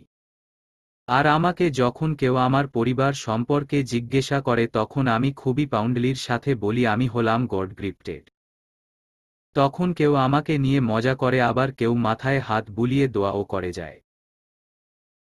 একেক জনের একেক ধরনের চিন্তা ভাবনায় আমাদের মতো অনাথ ছেলে মেয়েদের নিয়ে আমাদের সমাজের অনেক মানুষজনের মনে করে আমরা কারো পাপের ফসল হয়ে থাকি, আর আমাদের মা বাবা নিজেদের পাপ ঢাকার জন্য আমাদের রাস্তায় ফেলে যায়, আর সেখান থেকে কোনো দয়াবান ব্যক্তি আমাদের উঠিয়ে এনে এই রকম এতিমখানায় রেখে যায় নাকি, তাই না? হুমম, সেটাই অনেকেই ভেবে থাকে, আসলে তেমনটা কিন্তু মোটেও নয়। আমরা যারা এতিম, আমরা নাকি আমাদের বাবা মার পাপের ফসল হয়ে থাকি না। সেটা কিন্তু সত্য নয়। এখানের অনেকই আছে যার পরিবারের কেউ নেই। পরিবারের সবাই রোড অ্যাক্সিডেন্ট বা অন্যান্য কারণে মারা যায়, কিন্তু এই সমাজের বেশ মানুষজন আমাদের নাজায়েজ বলে গালি দিয়ে থাকে। কষ্টটা তখন আমাদেরও খুব লাগে। ডায়েরি তৃতীয় পাতা। শীতের সকাল, চারপাশে কুয়াশায় ভরপুর, ঠিক করে কিছু দেখা যাচ্ছে না চারপাশের। আর সেই শীতের সকাল উপভোগ করার জন্য আমি একাই বের হয়ে পড়েছি রাস্তায় বাঁধ হয়ে। কারণ আমি আমার দুই ফাজিল বান্ধবীগুলোকে অনেক বলেও রাজি করাতে পারিনি আমার সাথে এই শীতের সকালটা উপভোগ করার জন্য। ওরা সবাই পড়ে পড়ে আশ্রমে ঘুমোচ্ছে, আর আমি নীরবে গায়ে মধ্যে সাদা চাদর জড়িয়ে চলে এসেছি জন্য শূন্যহীন রাস্তা, আমার গায়ে পরানো সাদা সেলোয়ার কামিজ, সেই সাথে চুলগুলো ছাড়া অবস্থায়। কনকনে ঠান্ডায় হালকা হালকা মিষ্টি সুরে বাতাস ভয়েছে এমন নিস্তব্ধ পরিবেশ। আমি মিষ্টি হেসে রাস্তা ধরে চারপাশটা তাকাতে তাকাতে সামনের দিকে হাঁটছি, আপন মনে যেন প্রকৃতির রূপে নিজেকে সাজাচ্ছিলাম। আমার এমন মণিমুগ্ধকর পরিবেশে হঠাৎ করে ব্যাঘাত ঘটালো বিকট শব্দে। কানের মধ্যে হঠাৎ করে ঠাস ঠাস গুলির শব্দ কানে আসতেই আমি চমকে উঠে পিছন ফিরতে যাব, তার আগেই কেউ একজন পিছন থেকে আমার এক হাতের বাহু শক্ত করে চেপে ধরে ঘুরিয়ে নিয়ে আমার গলায় নিজের হাতের চুড়িটা চেপে ধরে সামনের মানুষগুলোকে ভয় দেখিয়ে ধমকি স্বরূপ বলে উঠে, আমাকে যেতে দে, নয়তো এই মেয়েকে মেরে দিব তোর। বাকি কথাগুলো শেষ করার আগেই সামনের গুন্ডাগুলোর মধ্যে থেকে একজন গুন্ডা আমাকে ধরে রাখা লোকটি মাথা বরাবর একটি লাঠি ছুঁড়ে মারতেই লোকটি আমাকে ছেড়ে দেয়, সাথে সাথে কপালে আঘাত পেয়ে। আমি চোখের সামনে এতগুলো মানুষকে বন্দুক হাতে নিয়ে দাঁড়িয়ে থাকতে দেখে প্রচণ্ড হারে ভয় পেয়ে যায়। এরা সবাই গুন্ডা নয়, খুব সম্ভবত বডিগার্ড টাইপ কিছু পোশাকধারী মানুষ হবে, আর এই বডিগার্ডগুলোর সাথে হয়তো এই লোকটি কোনো শত্রুতা রয়েছে যার কারণে মারতে এসেছে আজ। আর তাদের এমন শত্রুতার মধ্যে আমি তৃতীয় পক্ষ হয়ে শুধু শুধু নিজের জানটা দিতে চলেছি। এই কথাটা ভাবতেই আমার সারা শরীর মুহূর্তেই কেঁপে কেঁপে উঠছিল। সাথে ভয়টাও প্রচুর লাগেছিল, কি যে করব তাই নিয়ে ভয়ের মধ্যে ছিলাম। আল্লাহ! তখন এক মুহূর্তের জন্য মনে হচ্ছিল এই বুঝি আজ আমার শেষ দিন, আর কখনোই আমি আমার এতিমখানায় পৌঁছাতে পারব না। এত ঠান্ডা মধ্যেও ভয়, আমি ঘামতে লাগলাম। সাথে সাথে ভয়ের কারণে আমি হিতাহিত জ্ঞান হারিয়ে লোকটির কাছ থেকে নিজেকে ছাড়া পেতেই আমার গায়ের সাদা চাদরটা ফেলে দিয়ে সামনে দিকে প্রাণপণ দৌড় লাগায় নিজেকে বাঁচানোর জন্য। আমার সাথে সাথে আঘাত পাওয়া লোকটিও আমার পিছন পিছন ছুটছে থাকে নিজেকে বাঁচানোর জন্য। আর সেই সাথে আরও ছুটছে এই লোকটিকে মারার জন্য বডিগার্ডগুলো। আমি হয়তো উল্টো দিকে দৌড়ালে বা থেমে গেলে নিজেকে বাঁচাতে পারতাম, কিন্তু তখন এক মুহূর্তের জন্য আমি জ্ঞান শূন্য হয়ে পড়ি। চোখের সামনে এতজনকে বন্দুক হাতে নিয়ে দাঁড়িয়ে থাকতে দেখে তাই তাদের সামনে সামনে আমিও দৌড়াছিলাম মরার জন্য তাদের হাতে। আসলে কপালে শনি থাকলে যেটা হয় আর কি, আমি ওদের সামনে দিকে দৌড়াতে দৌড়াতে হঠাৎ করে চোখে পড়ল মাঝ রাস্তায় একটা লোক পিছন ফিরে স্ট্রং হয়ে দাঁড়িয়ে আছে। সেটা দেখে আমি নিজেকে বাঁচানোর জন্য সেই অজানা লোকটি পিছন থেকে দুহাতে জড়িয়ে ধরে নিজের মাথাটা তার পিঠের উপর চেপে ধরি ফুপাতে ফুপাতে ভয়। আমার অজানা লোকটিকে জড়িয়ে ধরার সাথে সাথে লোকটি চমকে উঠে নিজের পেটের দিকে তাকিয়ে থেকে আমার হাত জোড়া দেখে নিয়ে কপাল কুঁচকে ঘাড় ঘুরিয়ে আমাকে এক পলক দেখে নিয়ে আমাকে নিয়েই সামনের দিকে ঘুরে দাঁড়ায় স্ট্রং হয়ে। কারণ আমাকে ঠিক করে দেখতে পারনি অজানা লোকটি আমার মুখ উনার পিঠের উপর চেপে ধরে রাখার জন্য। অজানা লোকটি আমার দিকে তেমন একটা গুরুত্ব না দিয়ে সামনের দিকে তাকায়। পরে আমার সাথে দৌড়ে আসা লোকগুলো একে একে সবাই দাঁড়িয়ে পড়ে অজানা লোকটি সামনে। আর এই অজানা লোকটিকে দেখতেই বডিগার্ডগুলো চারপাশে ছড়ে জায়গায় দাঁড়িয়ে পড়ে আদর্শভাবে। আর তাদের মধ্যে থেকে একজন বডিগার্ড বলে উঠে, ভাই, এই সিরাজি আমাদের সব তথ্য শত্রুর পক্ষকে আদান প্রদান করত। তোর কি দিন তারিখ করতে হবে একে মারার জন্য আসিফ? তোর কি দিন তারিখ করতে হবে একে মারার জন্য আসিফ? ডায়েরি চতুর্থ পাতা। আমার জড়িয়ে থাকা লোকটি এই কথাগুলো শেষ করার সাথে সাথেই আসিফ নামক লোকটি খুবই ভয়ানকভাবে সিরাজ নামক লোকটিকে লাঠি দিয়ে জোর তালে আঘাত করে মাথায়, আর যার ফলে সিরাজ নামক লোকটি উচ্চ স্বরে চিৎকার করে নিজের মাথা দুহাতে চেপে ধরে মাটিতে লুটিয়ে পড়ে। আর আমি সিরাজ নামক লোকটির চিৎকার শুনে সাথে সাথে আমার চেপে ধরে রাখা ব্যক্তিটিকে ছেড়ে দিয়ে তাদের সামনে দাঁড়িয়ে পড়ি, চিৎকার করে ওঠি প্রাণপণ।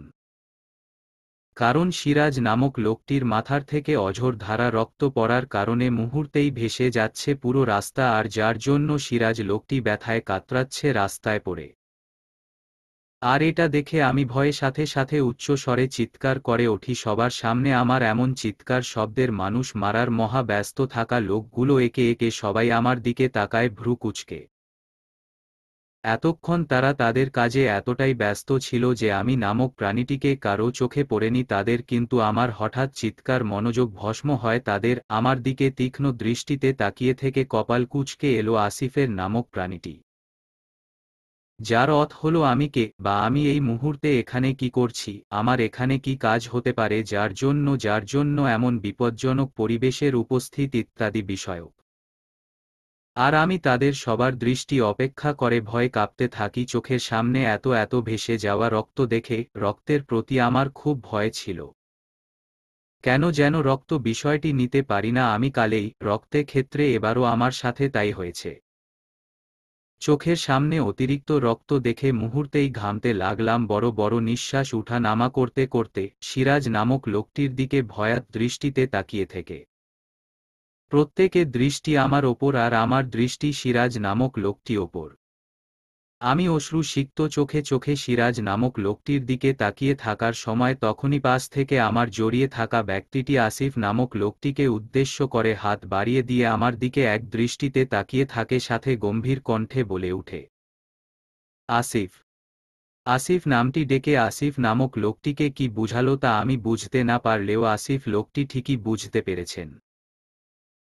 তাই সামনের লোকটি নাম ধরে ডাকার সাথে সাথে আসিফ লোকটি জি ভাই বলে তার হাতে থাকা বন্দুকটা আমার জড়িয়ে থাকা লোকটির হাতে তুলে দিয়ে যায় সম্মানের সহিত।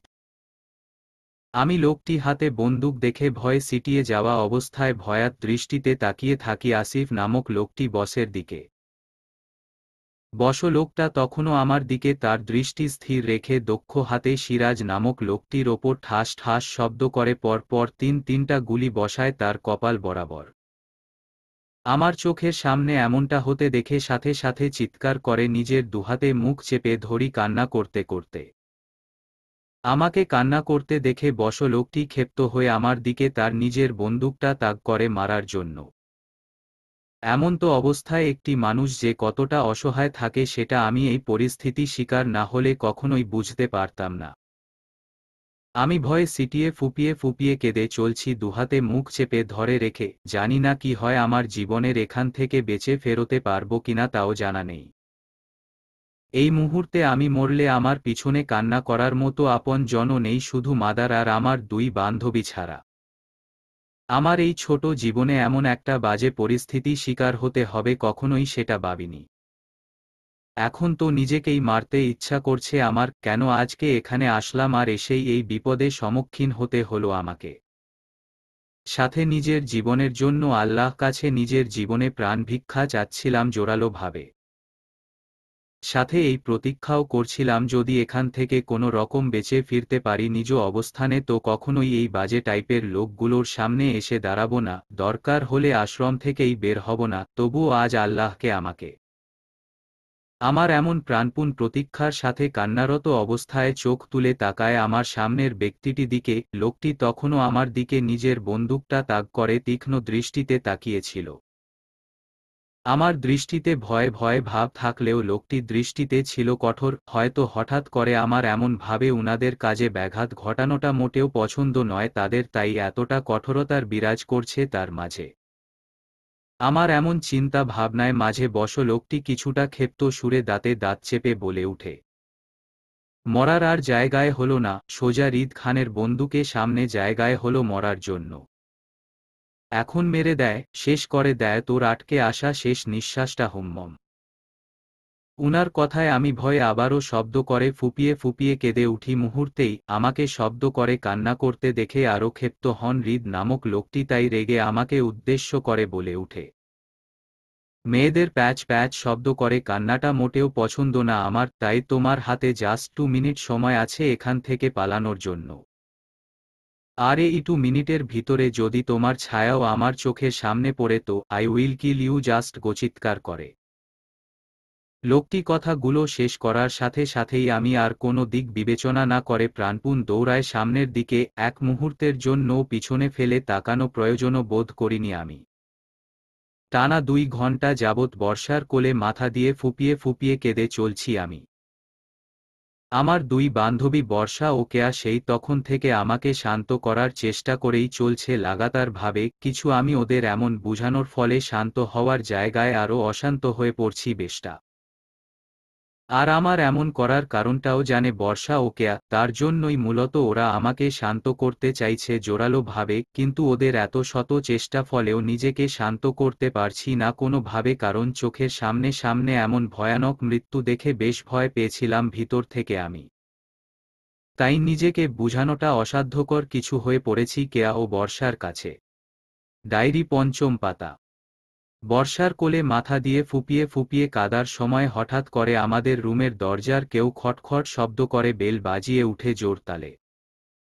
দরজা খটখট শব্দ কানে আসতেই চমকে উঠে বর্ষা ও কেয়া।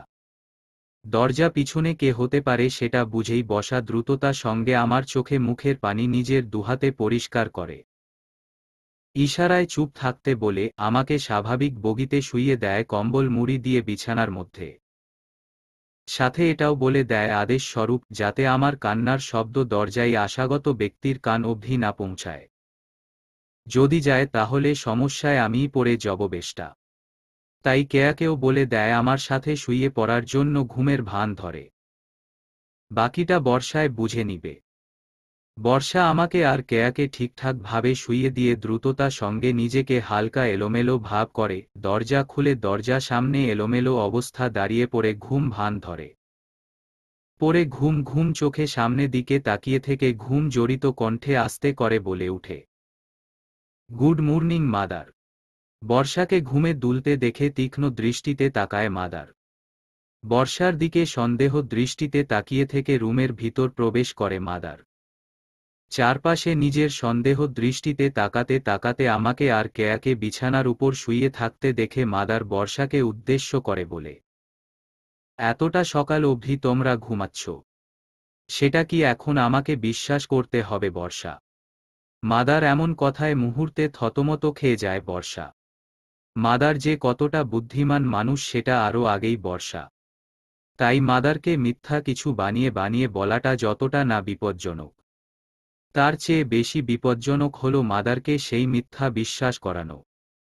তাই বর্ষা নিজের চুরি ধরার পরার ভয়ে দ্রুত এগিয়ে এসে মাদারকে বিশ্বাস দেওয়ার জন্য দ্রুত থতমতিয়ে বলে উঠে, না মাদার, একদমই না। বর্ষার এমন কথায় তীক্ষ্ণ দৃষ্টিতে তাকায় মাদার বর্ষার দিকে, পরে নিজের একটা ভ্রু উঁচু করে বলে, তার মানে তুমি বলতে চাচ্ছ যে তোমাদের এতটা সকাল অবধি ঘুমাচ্ছ সেটা আমাকে বিশ্বাস না করতে, তাই তো? বর্ষা মাদারকে বুঝানোর উদ্দেশ্য আবারও দ্রুত বলল, না না মাদার, সেটা মোটেও নয়। আমি বুঝতে চাইছি যে আমরা সত্যি সত্যি ঘুমাচ্ছিলাম সেটা। সত্যি বলছি মাদার। এতটা সকাল অবধি কেন? আর তৃপ্তি কোথায়? কপাল কুঁচকে এই তো মাদার কেয়ার পাশে শুয়ে আছে বিছানার। ঘুমোচ্ছে ও। হুম। আচ্ছা, ডাকো ওদের দুজনকে, আমার কিছু কথা আছে তোমাদের সাথে। সেটা বলে চলে যাব আমি, সো ফাস্ট। মাদার, ওরা তো ঘুমোচ্ছে। ওদের। বর্ষার বাকি কথাগুলো শেষ করার আগেই মাদার রাগী দৃষ্টিতে তাকায় বর্ষার দিকে। তাই বর্ষা চুপ থেকে আস্তে করে শুধু কেয়াকে ডেকে তুলে মাদারের সামনে বসায়। আমাকে না ডেকে তুলে। কারণ যদি আমি এই মুহূর্তে মাদার সামনে উঠে বসি তো মাদার আমার চোখে মুখে ফুলা ফুলা ভাব দেখেই বুঝতে পারবে আমি যে এতক্ষণ যাবৎ কান্না করেছি। আর সেটা কেন করেছি সেটাও বলতে হবে আমাকে। মাদার যদি সবটা শুনতে পারে তো কারো এই গর্দান থাকবে না মাথায়, কারণ আমাদের আশ্রম থেকে সকাল সকাল কোথাও বের হতে পারবে না সকাল 10টার আগে, এবার যতটাই জরুরি কাজ হোক না কেন। আমি মাদারের ভয়ে কম্বলে ভিতর ঘাপটি মেরে শুয়ে রই। আমি শুয়ে থাকা অবস্থায় কেয়া আর বর্ষা মাদারের সামনে উঠে দাঁড়িয়ে পড়ে আমাকে শুয়ে থাকতে দেখে মাদার কিছু বলতে যাবে, তার আগেই বর্ষা মাদারকে বলে উঠে, মাদার আমাদের বলুন না কি কথা। আমরা না হয় তৃপ্তিকে পরে বলে দিব ঘুম থেকে উঠার পর। আসলে মাদার আপনি নিজেও তো জানেন তৃপ্তি কতটা ঘুমে কাঁচা, এখন ডাকলেও উঠবে না ঘুম থেকে।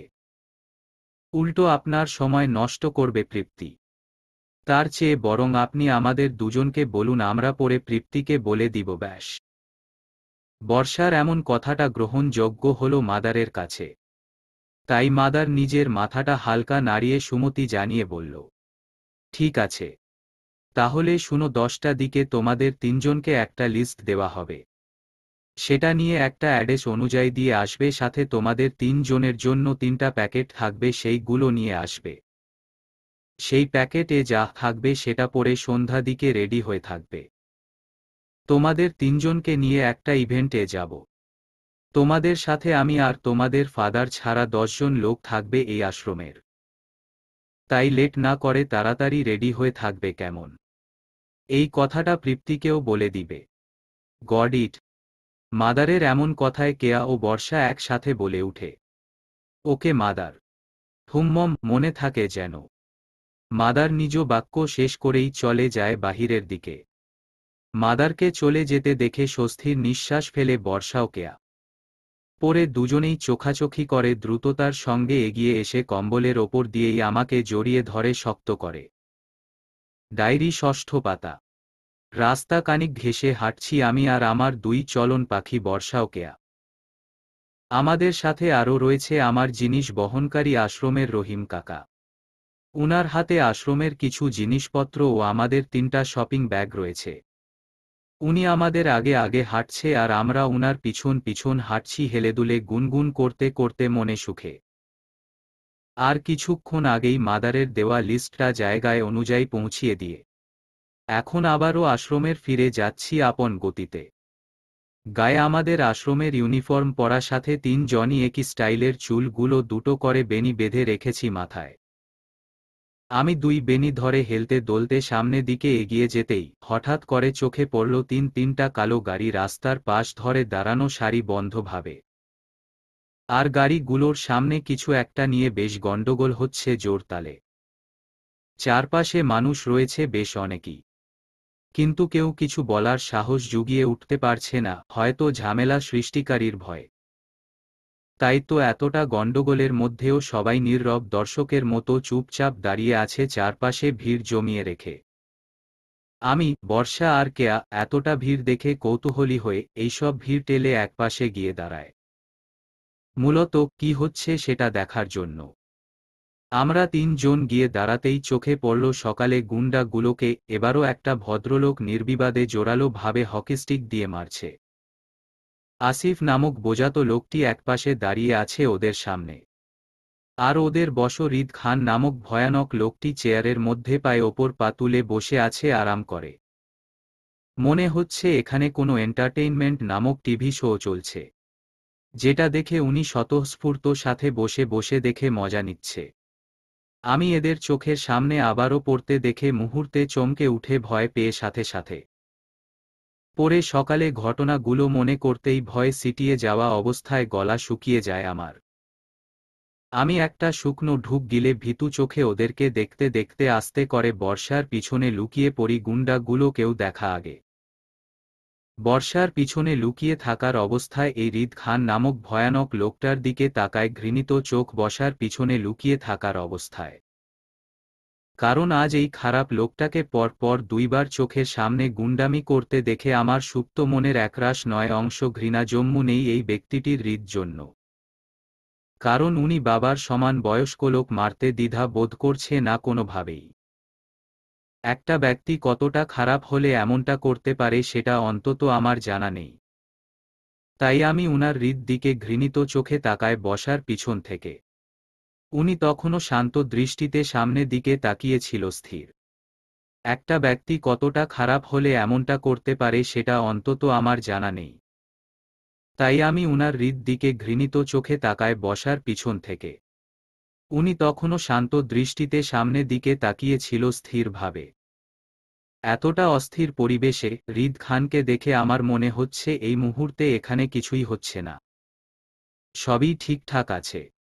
শুধু চারপাশের লোকগুলো খামোখা রাস্তা মাঝখানে উনার আশেপাশে দাঁড়িয়ে দাঁড়িয়ে ভিড় জমিয়ে রেখেছে জোর তালে। সেই সাথে আমরাও আছি 3 বান্ধবী।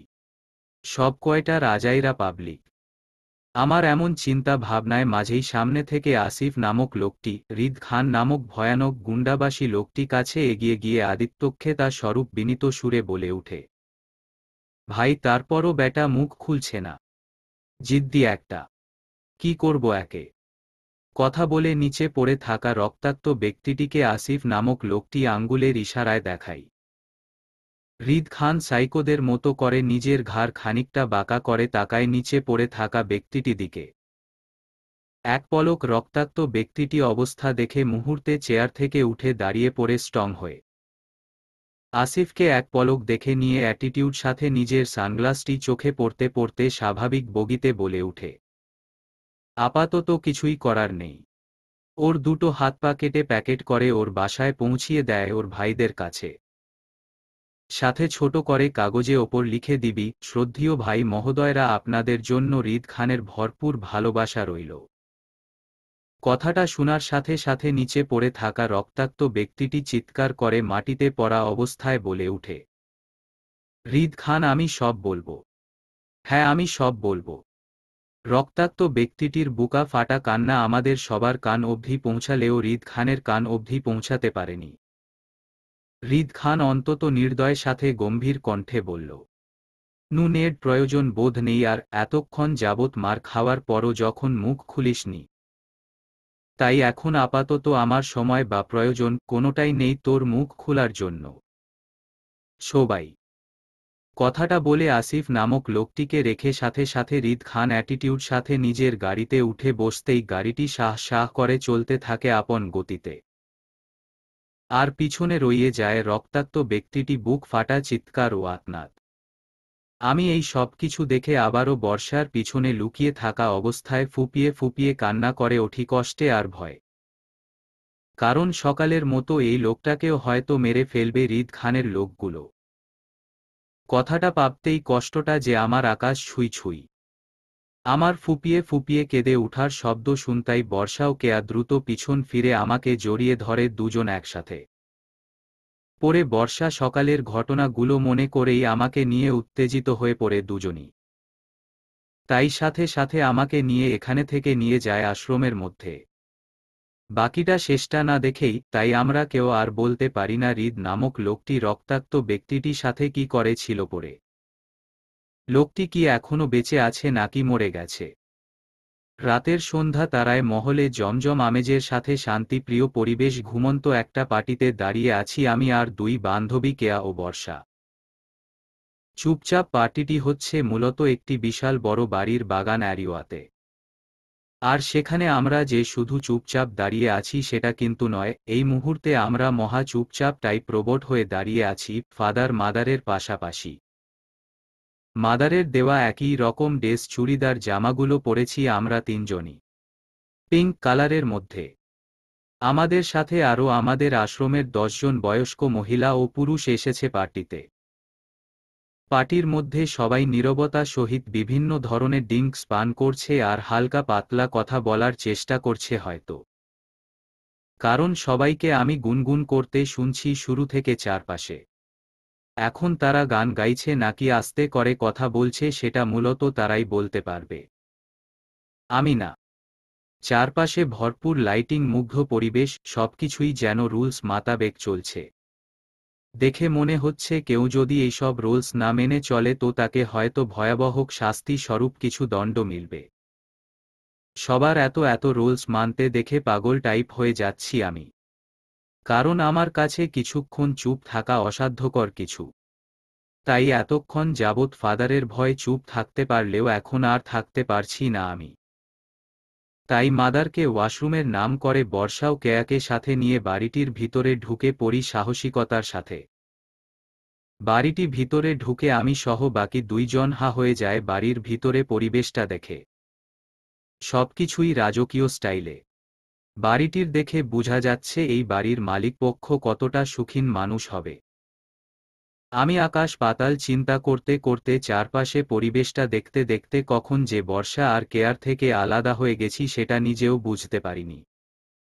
হয়তো বর্ষা আর কেয়াও বুঝতে পারিনি আমরা তিনজন যে একে অপরের থেকে আলাদা হয়ে গেছি বেশ কিছু আগেই।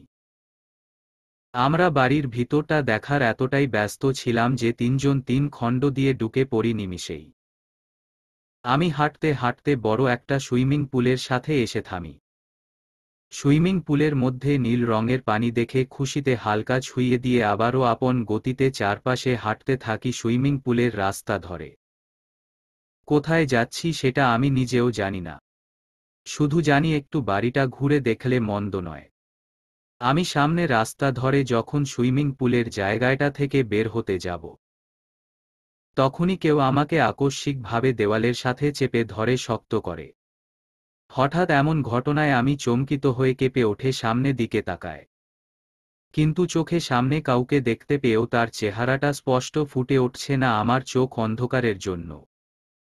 আমি ভয় পেয়ে থমকে গিয়ে হঠাৎ হুঁশ ফিরে আমার। তাই সাথে সাথে প্রাণপণ চেষ্টা করতে থাকি ছায়া মূর্তির মতো চেপে ধরে রাখা ব্যক্তিটির থেকে বাঁচার জন্য।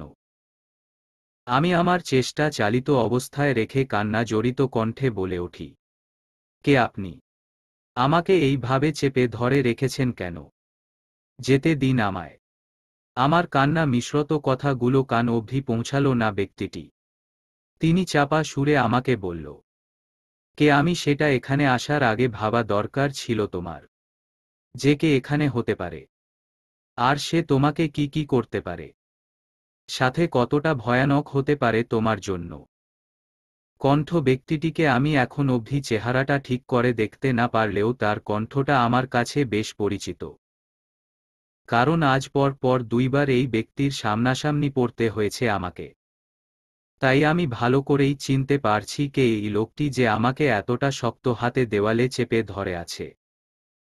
তিনি আর কেউ নয়, চরম গুন্ডা বিশিষ্ট লোক রিদ খান আমাকে চেপে ধরে রেখেছে দেওয়ালে। আর এই বাড়ির সাথে সাথে আজকে পার্টিটাও রিদ খানের দেওয়া, যেখানে আমরা সবাই অংশগ্রহণ করেছি। কথাটা ভাবতেই বুক ফাটা কান্না আসছে আমার। যেটার থেকে পালিয়ে বাঁচতে চাই সবসময় ঘুরে ফিরে সেই আগের জায়গায় এসে দাঁড়িয়ে পড়ি আমি। সেটা আমার সাথে কেন হয় তা আমি নিজেও জানি না। আমার এমন কষ্টের মধ্যে রিদ খান আমাকে উদ্দেশ্য করে ক্ষেপ্ত সুরে বলল, দেখে তো মনে হচ্ছে বয়স বেশি একটা হবে না, 16 বা 17 সামথিং কিছু একটা, তাই না? একটা ভ্রু উঁচু করে তারপরও এতটা আধা ছেলেদের পাগল করার জন্য। Wow, interesting. ছোট হলে কি হবে, তোমার দম আছে বলতে হবে।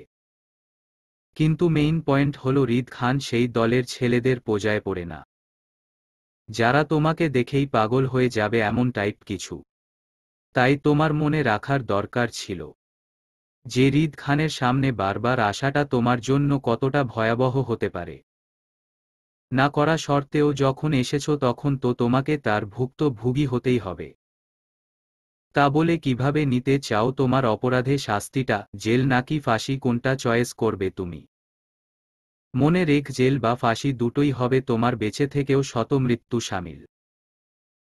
উনার এমন ভয়ানক কথায় মুহূর্তে কেঁপে ওঠে আমি, সাথে সাথেই হু হু শব্দ করে উনার সামনে কান্না করে উঠি।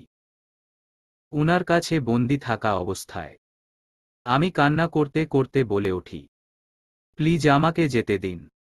আমি ইচ্ছা করে পড়েনি আপনার সামনে কখনো। সবসময় ভুলবশত এসে পড়েছি আপনার কাছে। আমি আর আসব না আপনার সামনে কখনো। তারপরও আমাকে মারবেন না প্লিজ। তোমার এই মন ভুলানো মায়া কান্নাটা অন্য কোনো ছেলের সামনে কাঁদলে হয়তো তার মন গলতে পারে। রিদ খানের তো মন নামক বিষয়টিই নেই, তাহলে গলবে কি করে হুম্মম? তোমার এই মন ভুলানো মায়া কান্নাটা অন্য কোনো ছেলের সামনে কাঁদলে হয়তো তার মন গলতে পারে। রিদ খানের তো মন নামক বিষয়টিই নেই, তাহলে গলবে কি করে হুম্মম? রিদ নামক লোকটির এমন কথায় কষ্টটা যে আরও বেশি পোহাতে হচ্ছে আমার। এজন্য যে রিদ খানকে কখনো কাউকে দয়া মায়া দেখাতে দেখেনি আমি। তাহলে আজ আমাকে কিভাবে দয়া মায়া দেখাবে এই লোকটা? বিনা দোষে কাউকে মারতে যার হাত কাঁপে না বিন্দু মাত্র, সেই ব্যক্তি কি আমাকে ছেড়ে দিবে দোষ থাকা সত্ত্বেও? সেটা কোনো কালেই হবার নয়, বরং আমাকেও অন্য সবার মতো ঠাস ঠাস গুলি করে উড়িয়ে দিবে আকাশে উচ্চ প্রান্তে। এটা ভাবতে ভয়ে আরও সিটিয়ে যায় আমি। কি করে পারবো এই জঘন্য লোকটার হাত থেকে রক্ষা?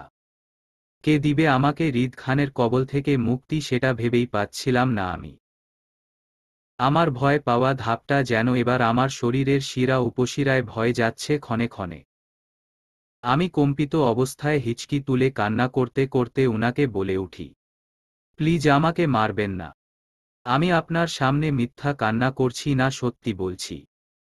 বিশ্বাস না হলে আমার মাদার আর কেয়া বর্ষাকে জিজ্ঞাসা করে দেখতে পারেন।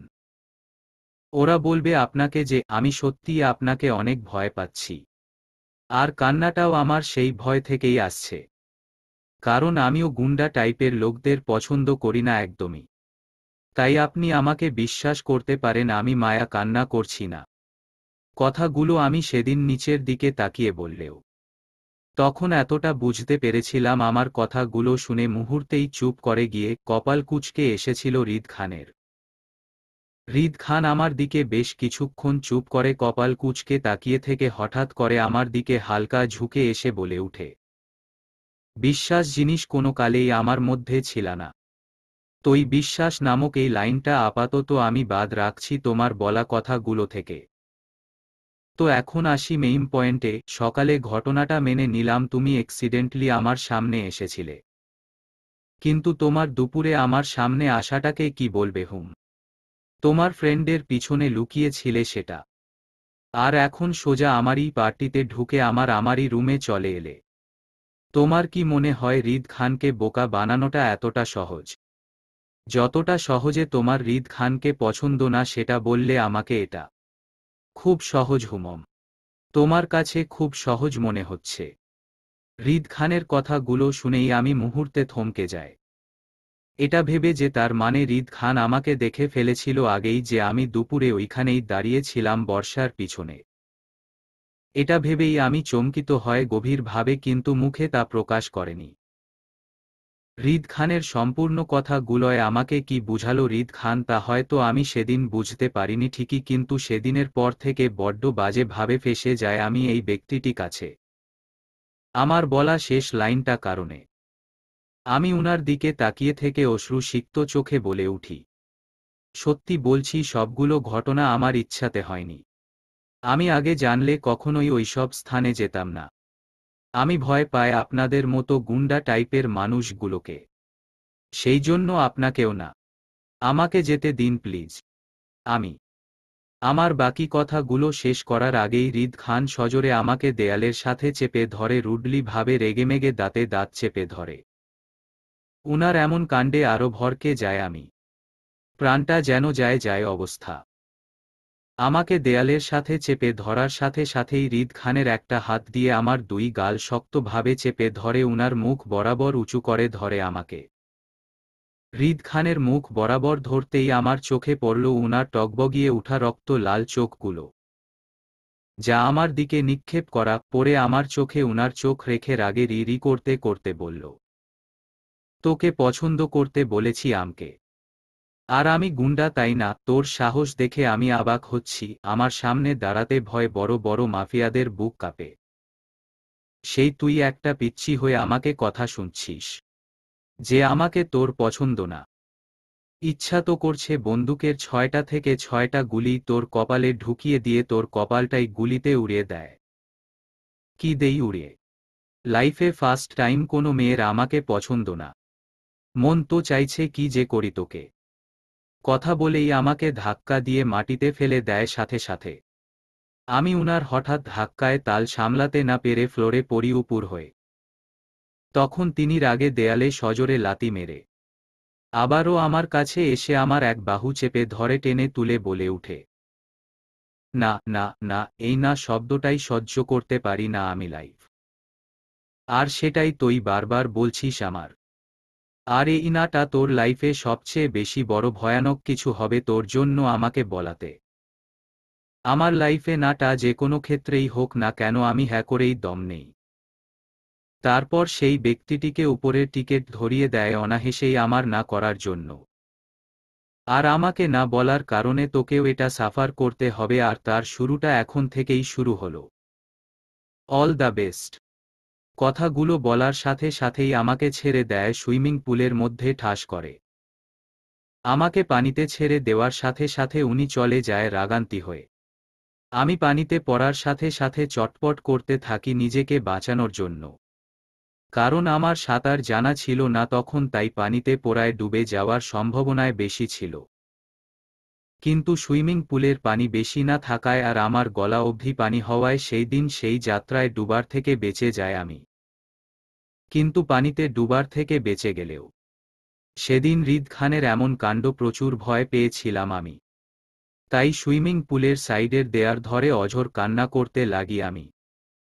আমি সুইমিং পুলের পাশ ধরে দাঁড়িয়ে থেকে শব্দ করে কান্না করা সময় আমার কান্না শব্দ পেয়ে সেই শব্দের উৎস খুঁজে হঠাৎ কোথায় থেকে বর্ষা আর কেয়া দৌড়ে আসে আমার কাছে আমাকে বাঁচানোর জন্য। হয়তো এতক্ষণ যাবৎ আমাকেই খুঁজছিল সবটাই ওরা। আমি পানি পড়ে থাকার কারণে দুজনেই ভয় পেয়ে যায় প্রচণ্ডভাবে। তাই দ্রুততা সঙ্গে আমাকে পানির থেকে টেনে তুলে সঙ্গে সঙ্গে নিজেদের সাথে জড়িয়ে নেয় বর্ষা ও কেয়া। শীতে আমাকে কাঁপতে দেখে বর্ষা নিজের গায়ের শুকনো ওড়না আমার গায়ে ছড়িয়ে দিয়ে বর্ষার বুকে আমাকে চেপে ধরে নিজের দুহাতে সাথে উত্তেজিত কণ্ঠে বলে উঠে, কি হয়েছে তৃপ্তি, কান্না করছিস কেন? আর তুই পানি পড়লি বা কিভাবে বল? পাশ থেকে কেয়া উত্তেজিত কণ্ঠে বলে, হ্যাঁ তৃপ্তি, কি হয়েছে তোর? বল আমাদের। ওদের কথায় আমি হু হু শব্দ করে কান্না করে বসি, বর্ষাকে জড়িয়ে ধরে। আমার সাথে এতক্ষণ যাবৎ কি হয়েছে সেটা কেয়া আর বর্ষাকে খুলে বলেই আবারও ডুকরে কেঁদে উঠি বর্ষাকে জড়িয়ে ধরা অবস্থায়। আমার সম্পূর্ণ কথাগুলো শুনেই ক্ষেপ্ত হয় বর্ষা। আমার সাথে পর পর দুবার হৃদ খান একই দিনে খারাপ আচরণ করতে দেখে মুহূর্তে রেগেমেগে লাল হয়ে যায় বর্ষা। আমাকে নিজের ছোট বোন বা বাবা মা মতোই ভালোবাসায় বা শাসন করে থাকে। আর সবার থেকে আমাকে বর্ষা আঁকলে রাখার চেষ্টায় বর্ষার অধিকারটা আমার ওপর বরাবরই একটু বেশি। তাই বর্ষা রাগান্বিত হয়ে বলে উঠে, ব্যাস, অনেক হয়েছে। আমারই ভুল হয়েছে, তোর হাতটা ছাড়া একদমই ঠিক হয়নি আমার। ওই বাজে লোকটা পেয়েছে কি এই নিয়ে দুইবার তোকে চর্চার করে চলে গেল। আমরা এতিম বলে কি আমরা মানুষ না? হৃদ খানের মতো বড়লোকদের সামনে না শব্দটাও উচ্চারণ করতে পারবো না আমরা। তুই চল তৃপ্তি, আমার সাথে এই পার্টিতে আর এক মুহূর্তেও থাকব না। মাদার বলে এক্ষুনি চলে যাব এই পার্টি থেকে। কথাগুলো বলে আমাকে নিয়ে উঠে দাঁড়ায় বর্ষা ও কেয়া। এটা হৃদ খানের বাড়ি। বর্ষা সেটা জানতে পেরে আমাকে নিয়ে আর একটা মুহূর্তে উপেক্ষা না করে বেরিয়ে যায় হৃদ খানের বাড়ির থেকে ফাদার ও মাদারের উদ্দেশ্য। চলবে গল্প তপ্ত ভালোবাসা। লেখনীতে রিক্তা ইসলাম মায়া। তৃতীয় পর্ব।